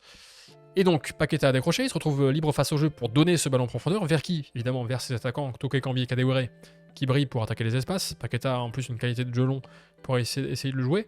Mais là ce qu'on voit alors, c'est du coup une défense placée du côté de Lens, c'est pas une défense de transition comme on a vu sur le Villarreal, mais on voit que les défenseurs lensois sont beaucoup plus proches que Pau Torres et que Albiol tout à l'heure de Vlahovic.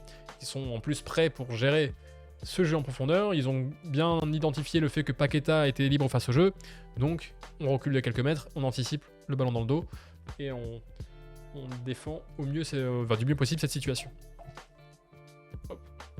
À l'arrivée, à la retombée, on a un duel entre Kadewere et le duo de défenseurs lensois Medina Danso, avec Christopher Roux qui est un peu décalé. Cette fois-ci, contrairement à tout à l'heure avec Loukeba, ce duel-là est disputé, donc il y a encore plus d'incertitudes sur où va atterrir le deuxième ballon. Parce que forcément, Danso va moins maîtriser sa tête, ou Kadewere également, ça va être bousculé. Mais un joueur, néanmoins, a optimisé ses chances d'être à la retombée et de prendre. Il a pris cette position préférentielle. C'est Karl Toko Ekambi qui, si on revient un petit peu en arrière, vous voyez, il était à la gauche de Kadewere. Il s'est laissé décrocher le temps de la passe, le temps du jeu long de Paqueta pour avoir une séparation avec la défense pour se mettre dans le même couloir. En fait, il y a un axe qui s'est créé entre Toko Ekambi, le ballon et le but. Donc il s'est mis dans cet axe-là, Toko Ekambi, un axe direct vers le but, et une sorte de couloir de jeu comme ça où il s'est mis sous le duel pour éventuellement récupérer le deuxième ballon. Donc c'est très bien senti de sa part aussi. Voilà comment sur un deuxième ballon aussi on peut faire preuve d'intelligence tactique pour cadrer et tirer profit d'une situation qui est normalement un peu chaotique. Et donc en effet le deuxième ballon va être récupéré par Karl Toko Ekambi qui a un peu d'avance sur les milieux de terrain lensois. Pourquoi ? Parce que Lens était dans une approche d'homme à homme sur ce match avec un marquage individuel pratiquement tout terrain. En tout cas sur les milieux de terrain on était très sur de l'homme à homme. Et donc forcément quand on est sur de l'homme à homme, quand on est dépassé par le ballon, il n'y a pas forcément de structure qui, en tout cas on est moins compact. Et là pour le coup la défense lensoise a reculé et les milieux de terrain lensois sont un petit peu en retard sur la situation. Voilà, c'est un petit peu, c'est le contre-coup de la défense en homme à homme qui fait que ce bloc lensois sur cette phase de jeu là, c'est un petit peu étiré. Toko Ekambi va donc gagner ce deuxième ballon en devançant Haidara ici. Mais la situation elle n'est pas non plus dramatique encore pour les Lensois. On a encore 3 défenseurs face à Kadewere. On a Haidara qui va revenir, on a Klaus à droite qui va revenir aussi. Il n'y a que 2 Lyonnais vraiment qui participent à l'attaque. Parce qu'on voit que Fèvre à gauche de l'écran n'est pas hyper intense pour aller jouer ce ballon. Donc voilà, c'est pas non plus un gros danger pour l'instant du côté lensois. Toko Ekambi devant Haidara. Et c'est à partir de maintenant finalement que Francaise a des regrets sur ce match. Et c'est ce qu'il a exprimé après le match sur Prime Video. Pourquoi il a des regrets ? Parce que ses défenseurs se sont trop focalisés sur Karl Toko Ekambi. Alors à ce moment-là, ils ont le regard rivé sur le ballon, c'est plutôt normal à ce moment-là parce que le duel vient de se disputer. En revanche, ils l'auront encore un petit peu après et ils seront encore focalisés sur Toko Ekambi alors que quand la situation du ballon ne va plus changer, il faut vite prendre l'information autour de soi pour identifier en phase défensive s'il y a un danger dans sa zone pour le neutraliser. La situation du ballon ne changera pas, donc on peut se permettre de quitter le ballon du regard pour prendre une information. Et malheureusement là pour les Lensois, hop, j'apprenais un petit peu. Malheureusement pour les Lensois, les défenseurs ici sont un peu trop focalisés sur Karl Toko Ekambi sur le duel. Alors Medina c'est normal aussi que lui se focalise là-dessus parce que c'est à lui, le central gauche, de venir couvrir dans le dos d'Haidara.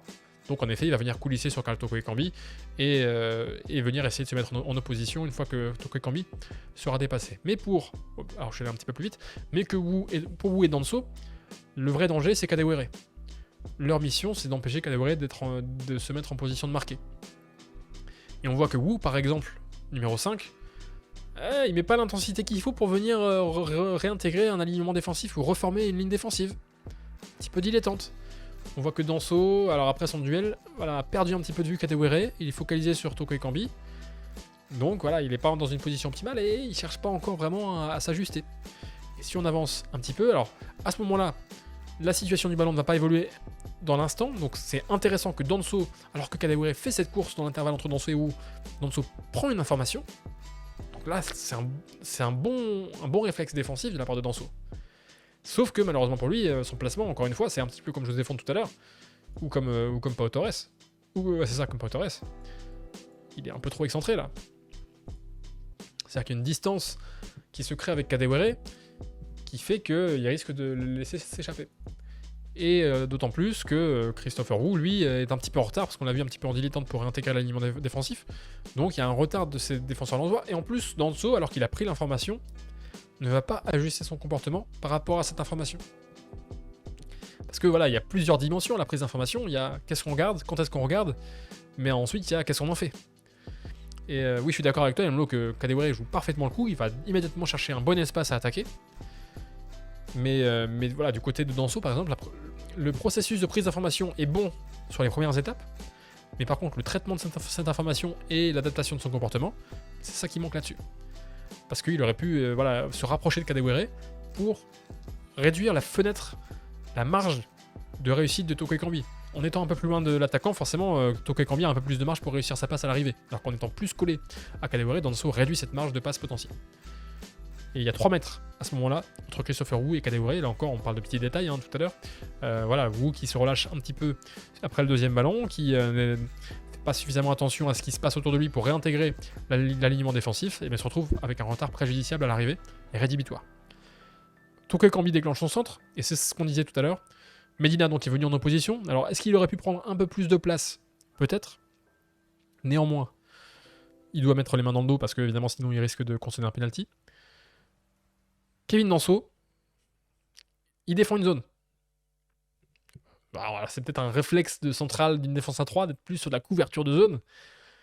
Mais encore une fois, c'est toujours pareil, c'est comme tout à l'heure. En fait, on est vraiment sur une question de gestion de priorité, de choix par rapport à des priorités. José Font, tout à l'heure, il défend un intervalle qui n'est pas prioritaire à défendre parce qu'il c'est pas l'intervalle le plus dangereux. Pau Torres, il change d'orientation, pareil, c'est une question de priorité. Là, Danso, il défend une zone qui n'est pas dangereuse. Parce qu'en plus, il a quand même pris l'information que Kadewere s'est éloigné et va vers le deuxième poteau. Il a pris aussi l'information, il a dû voir néanmoins quand même que Christopher Wu est un petit peu en retard. Mais là, voilà, il reste sur cette défense de zone. Et forcément, du coup, il n'est pas au contact de Kadewere.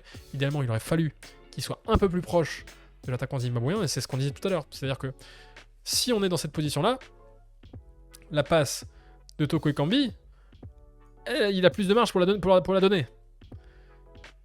Si on est ici, il y a moins de marge. Parce que voilà, Danso est pas facile à franchir là. Et du coup, ça l'oblige peut-être à mettre un peu plus de puissance et mettre un peu plus au deuxième poteau. Et peut-être que le ballon est trop long pour Kadewere. Ou peut-être que Kadewere est moins dans le confort pour le reprendre. Donc forcément, c'est pas la même histoire à l'arrivée. Et donc voilà comment un comportement, enfin voilà comment un positionnement défenseur peut faire la différence. Après, on peut dire oui, alors si Danso se rapproche comme ici de Kadewere, ça laisse un gros espace devant lui. Éventuellement, Kadewere pourrait plonger ici. Certes, c'est vrai. Mais Danso a quand même un avantage positionnel là-dessus. C'est-à-dire que il a un accès plus facile à cette zone, parce qu'il est plus proche. S'il est vigilant sur un timing de course de Kadewere, en prenant une information au bon moment, bon, là il voit que le centre est déclenché, donc l'appel ne sera pas à ce niveau-là. Mais si un petit peu avant il a pris l'info, il voit que Kadewere va plonger là, il peut réagir vite, avec cette petite marche quand même aussi pour le devancer. Et puis c'est toujours plus facile de défendre ce qu'il y a devant soi que ce qu'il y a derrière soi. Et donc pour intervenir ici devant lui, pour Danso c'est plus facile que s'il doit reculer, être sur ses appuis arrière et tenter d'intervenir derrière lui sur Kadewere sur un ballon lobé. Donc c'est pour ça que ça aurait été, je pense, un peu plus approprié pour lui de se rapprocher de Kadewere pour venir jouer ce ballon. Où est-ce qu'on en est dans le... Tac. Hop, 3 mètres. Ouais, c'est ça. On a vu Danso. On voit que Christopher Wu sur Kadewere a également 3 mètres de retard. Voilà, c'est les 3 mètres du départ qui se payent aussi à l'arrivée, les 3 mètres. Donc le manque de vigilance, ça se paye très cher, très rapidement. Et après, bon, il faut souligner aussi quand même la qualité du centre de Karl Toko Ekambi. Il donne un super dernier ballon en contournant Medina, mais il a quand même une fenêtre un peu plus large pour le réussir, grâce à ce problème de gestion de priorité des défenseurs lensois, un peu trop focalisé sur Toko Ekambi, et pas assez sur ce que Franck a dit, c'est pas le centreur qui va marquer. Le seul qui peut marquer à ce moment-là, c'est Kadewere. Les défenseurs lensois ont manqué un petit peu de vigilance, et ça a permis à Kadewere ici de reprendre ce ballon et de tromper Wilker Fariñas de près. Voilà pour Lens-Lyon. Début intéressant. Alors il y a eu plein de choses aussi à dire sur le pressing lensois. J'avais fait plein de captures d'écran en direct au cas où pour mon article sur l'équipe. Finalement que j'avais anglais sur les deuxièmes ballons. Mais voilà, c'était un match intéressant. En tout cas, un beau choc de Ligue 1. Et ça fait plaisir de voir des chocs de Ligue 1 de cet acabit. En tout cas. Alors j'essaie de vous retrouver maintenant le dernier qui nous reste. La dernière action que j'ai proposée. Alors, sur la situation analysée ce soir, il y a toujours une erreur de placement du défenseur. Est-ce qu'on pourrait faire une analyse inverse? Un placement de défenseur parfait, intervenant dans une situation difficile ou autre. Van Dijk, Ilias ou autre. Oui, on pourra faire ça, Magellan. Je crois que le match de Van Dijk face... c'était contre qui? Contre l'Inter, notamment en première mi-temps, je crois, est un bon exemple de perfection défensive. J'ai vu passer des compilations où Van Dijk, voilà, est énorme, excellent. De toute façon, voilà, c'est Van Dijk aujourd'hui, c'est une référence. Mais c'est carrément. Il y a plein de projets en tête, mais en effet, faire quelque chose sur un bon placement de défenseur, ça pourrait être intéressant par contraste. T'as raison, Magellan, j'essaierai de penser à ça. Et l'anticipation du gardien, Mlo, je suis d'accord. Ouais. Mais voilà, c'est les gardiens d'aujourd'hui, ils ont un peu plus de mal à être aventureux et courageux et à sortir de leur but. Voilà. En effet, peut-être qu'il aurait pu anticiper et essayer de couper le centre. Parce que c'est vrai que le centre, il arrive dans une zone où il aurait pu intervenir. Il est un petit peu passif, même s'il est bien donné aussi par Toko Ekambi. La dernière action que je vous ai préparée, tac, c'est celle-là. La voici. On finit par un petit coup de pied arrêté. Là aussi, alors si vous suivez la chaîne YouTube, là aussi, vous avez peut-être vu la vidéo. Sinon, je vous encourage à aller la voir. Sinon, restez là et puis on va l'analyser en direct pour que vous voyez ça. C'est une belle combinaison. J'aime bien toujours les coups de pied arrêtés, les combinaisons. Salut Wandan. Merci pour le compliment et bienvenue. Voilà, j'aime bien les coups de pied arrêtés parce que sur les coups de pied arrêtés, c'est hyper intéressant, c'est que on peut toujours faire preuve de créativité sur les coups de pied arrêtés, mettre en place des choses parfois faire des choses un peu loufoques. On se souvient de Thomas Müller qui fait semblant de trébucher face à l'Algérie.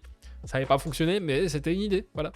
Des fois, ça rate. Si ça rate, il faut assumer parce que voilà, on risque d'être ridicule, mais quand ça fonctionne bien, voilà. Vous vous souvenez aussi, je crois qu'il y avait une vidéo qui avait tourné alors je sais plus dans quel, je crois que c'était pas en Asie ou quelque chose comme ça où des joueurs faisaient une ronde avant un coup franc ou un corner et puis ensuite ils plongent vers le but pour attaquer et ça avait marqué. Voilà. Tout ce qui peut fonctionner, finalement, il n'y a pas forcément fondamentalement de mauvaise idée si c'est bien appliqué et si ça sert ce pourquoi c'est fait, c'est réussi. Et on va voir ici qu'il y a une belle diversion qui va être faite avec un beau jeu d'acteurs de Faraoni, l'un des tireurs du Hellas Vérone. Donc on est sur Roma et Hellas Vérone. En début de match, là aussi, 4ème minute de jeu, le week-end dernier, alors que Mourinho s'est fait exclure en fin de rencontre de cette rencontre, ça a fini à 2-2. On a un coup franc donc excentré pour le Hellas, avec 2 tireurs ici, un droitier, un gaucher. Alors on pourrait dire oui, ça retire un élément éventuellement à la retombée. C'est vrai.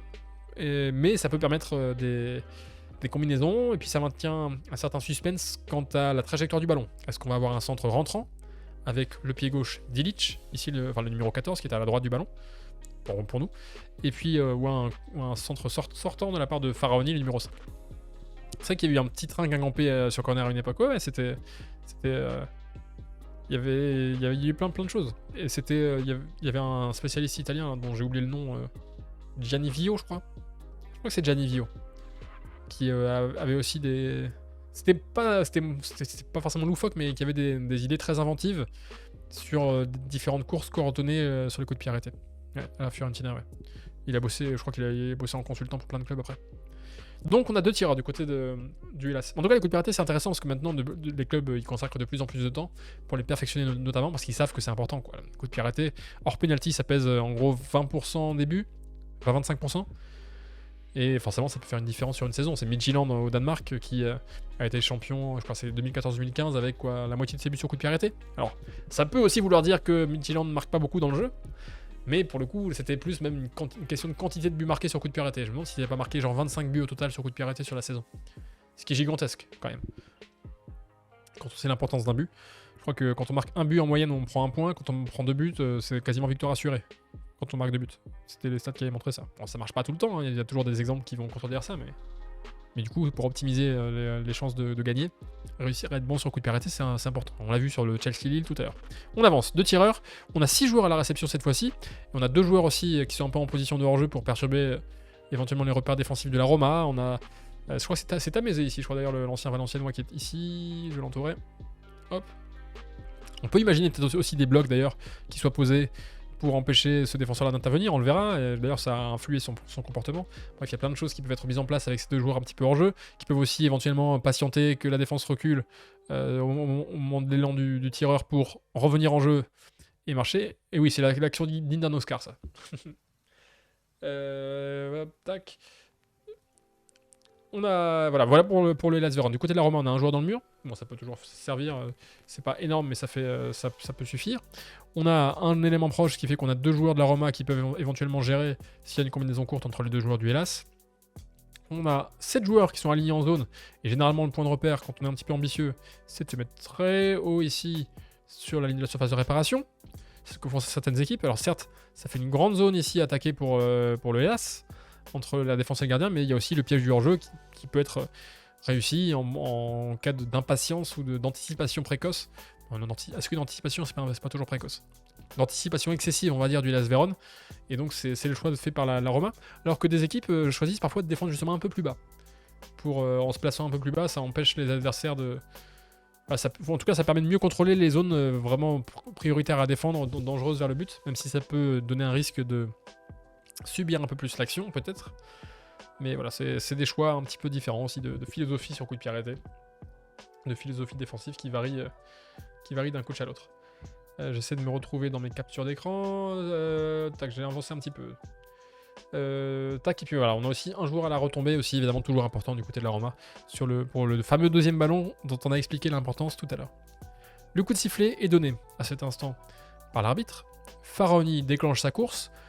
Ici, le numéro 5. On a aussi un appel qui est déclenché éventuellement pour attaquer cet espace que l'on a montré dans la surface de réparation, et évidemment du côté du Hellas Vérone. Sauf que Faraoni coupe sa course. Vous voyez, le numéro 5 ici, là, il s'arrête, il regarde ses coéquipiers, il lève les bras au ciel, il dit mais qu'est-ce que vous me faites les copains là, j'ai pas de solution, je peux pas tirer. Un gros numéro d'acteur, c'est ce que disait Ramsey. C'est voilà, il fait semblant d'être mécontent, totalement dépité par ce coéquipier, les bras écartés, il comprend pas. Il comprend pas Faroni. Il comprend pas ses coéquipiers. Sauf que c'est une ruse évidemment. C'est un coup monté pour surprendre les adversaires. D'ailleurs, on voit que cette course interrompue, avec l'appel qu'on a montré ici, ça a perturbé un petit peu l'alignement défensif de la Roma, ça a ouvert une brèche qui peut-être aurait pu être exploitée. C'est parce que ça va pas être le cas ici, mais c'est aussi ça l'intérêt quand vous voyez par exemple des courses un petit peu, des fins de course, des choses comme ça, ça a pour but de perturber la structure de la défense adverse. Alors que Alexander Arnold sur son corner contre le Barça, est-ce qu'il fait vraiment l'acteur? Parce qu'au final, voilà, il vient au poteau de corner et puis il le joue vite quoi. Mais voilà, ce sont des subterfuges. La défense, quand elle est en place, forcément, elle sera dans les meilleures conditions possibles pour empêcher le but. Alors que si on commence à perturber la défense par des contacts, par des déplacements, par des joueurs qui viennent gêner, par tout ce qu'on peut imaginer, ça perturbe forcément la qualité et l'efficience de l'organisation défensive. Et donc Faroni ici qui joue l'acteur et qui ça ouvre un petit peu cette brèche. Et donc, ce qui déclenche véritablement la combinaison, c'est Caprari, ici à l'entrée de la surface, le numéro 10 du Hellas, qui vient solliciter un ballon dans les pieds. Et c'est ce qu'on vous disait tout à l'heure sur le joueur qui se met un petit peu en position de hors-jeu, Tamezé ici. Le premier joueur de la Roma dans l'alignement défensif qui pourrait éventuellement suivre Caprari pour l'empêcher d'être servi dans les pieds. Il est focalisé sur ce joueur dans son dos qui a l'air de vouloir lui faire un bloc pour l'empêcher d'intervenir. Donc, forcément, alors c'est peut-être fortuit, c'est peut-être un petit peu par chance du côté du Hellas d'avoir ce timing-là. C'est-à-dire que l'appel se déclenche au moment où le premier joueur de l'alignement du La Roma ne regarde pas, n'est pas attentif. En tout cas, ça donne un avantage à Caprari. On prend un autre angle ici pour voir ça, qui vient pouvoir trouver cet espace libre à l'entrée de la surface de la réparation de la Roma. Ilić, donc, donne ce ballon court, et vous imaginez la combinaison qui va se lancer. Pourquoi? Parce que donc Ilić vient chercher cette zone avec Caprari, et puis Faraoni, notre grand acteur, qui va être nominé pour les Oscars, eh bien il déclenche évidemment son appel. Et il vient cibler quoi? Il vient cibler l'espace dans le dos de la défense de la Roma, qui est très avancée, et donc qui laisse cet espace-là. Et ça a sûrement été identifié avant le match par le staff du Hellas, le fait que l'alignement défensif, que la Roma se place, alors que c'est pas cet effet que je montrais, que la Roma se place très très haut, et laisse donc par exemple cet espace à attaquer, ça a forcément été identifié. Alors que si la Roma se place un peu plus bas, par ici par exemple, c'est plus compliqué de venir trouver un espace dans du jeu en profondeur. On imagine par exemple un 4+3 sur coup de pied arrêté, une ligne de 4, une ligne de 3. Le jeu dans le dos, il est plus compliqué. Donc il y a cette fenêtre d'opportunité qui est permise par le placement défensif de la Roma. Et donc, il faut réussir à l'exécuter dans cet espace, évidemment. On prend encore un autre angle pour bien voir aussi ce qui peut se jouer avec ce jeu à 3. Et c'est Viña, je crois, qui est ici, qui est Mathias Viña, le latéral de la Roma. Lui, il peut encore empêcher cette action. Il peut encore empêcher cette action d'aller à son terme. Et c'est encore une fois une gestion de priorité. C'est-à-dire qu'en quelques pas, il peut contrôler la course de Faroni. Il a que quelques pas à faire sur sa gauche. Il a une distance, il a une marge d'intervention, une marge pour réagir à la course de Faroni. Il peut venir couper sa course sans aucun souci. Il peut mettre. Alors évidemment, ça laisserait Caprari dans une zone intéressante à l'entrée de la surface. Mais quelle zone est la plus dangereuse, selon vous? Est-ce que ce serait cette zone ici? Ou est-ce que ce serait cette zone qui va être ciblée ici?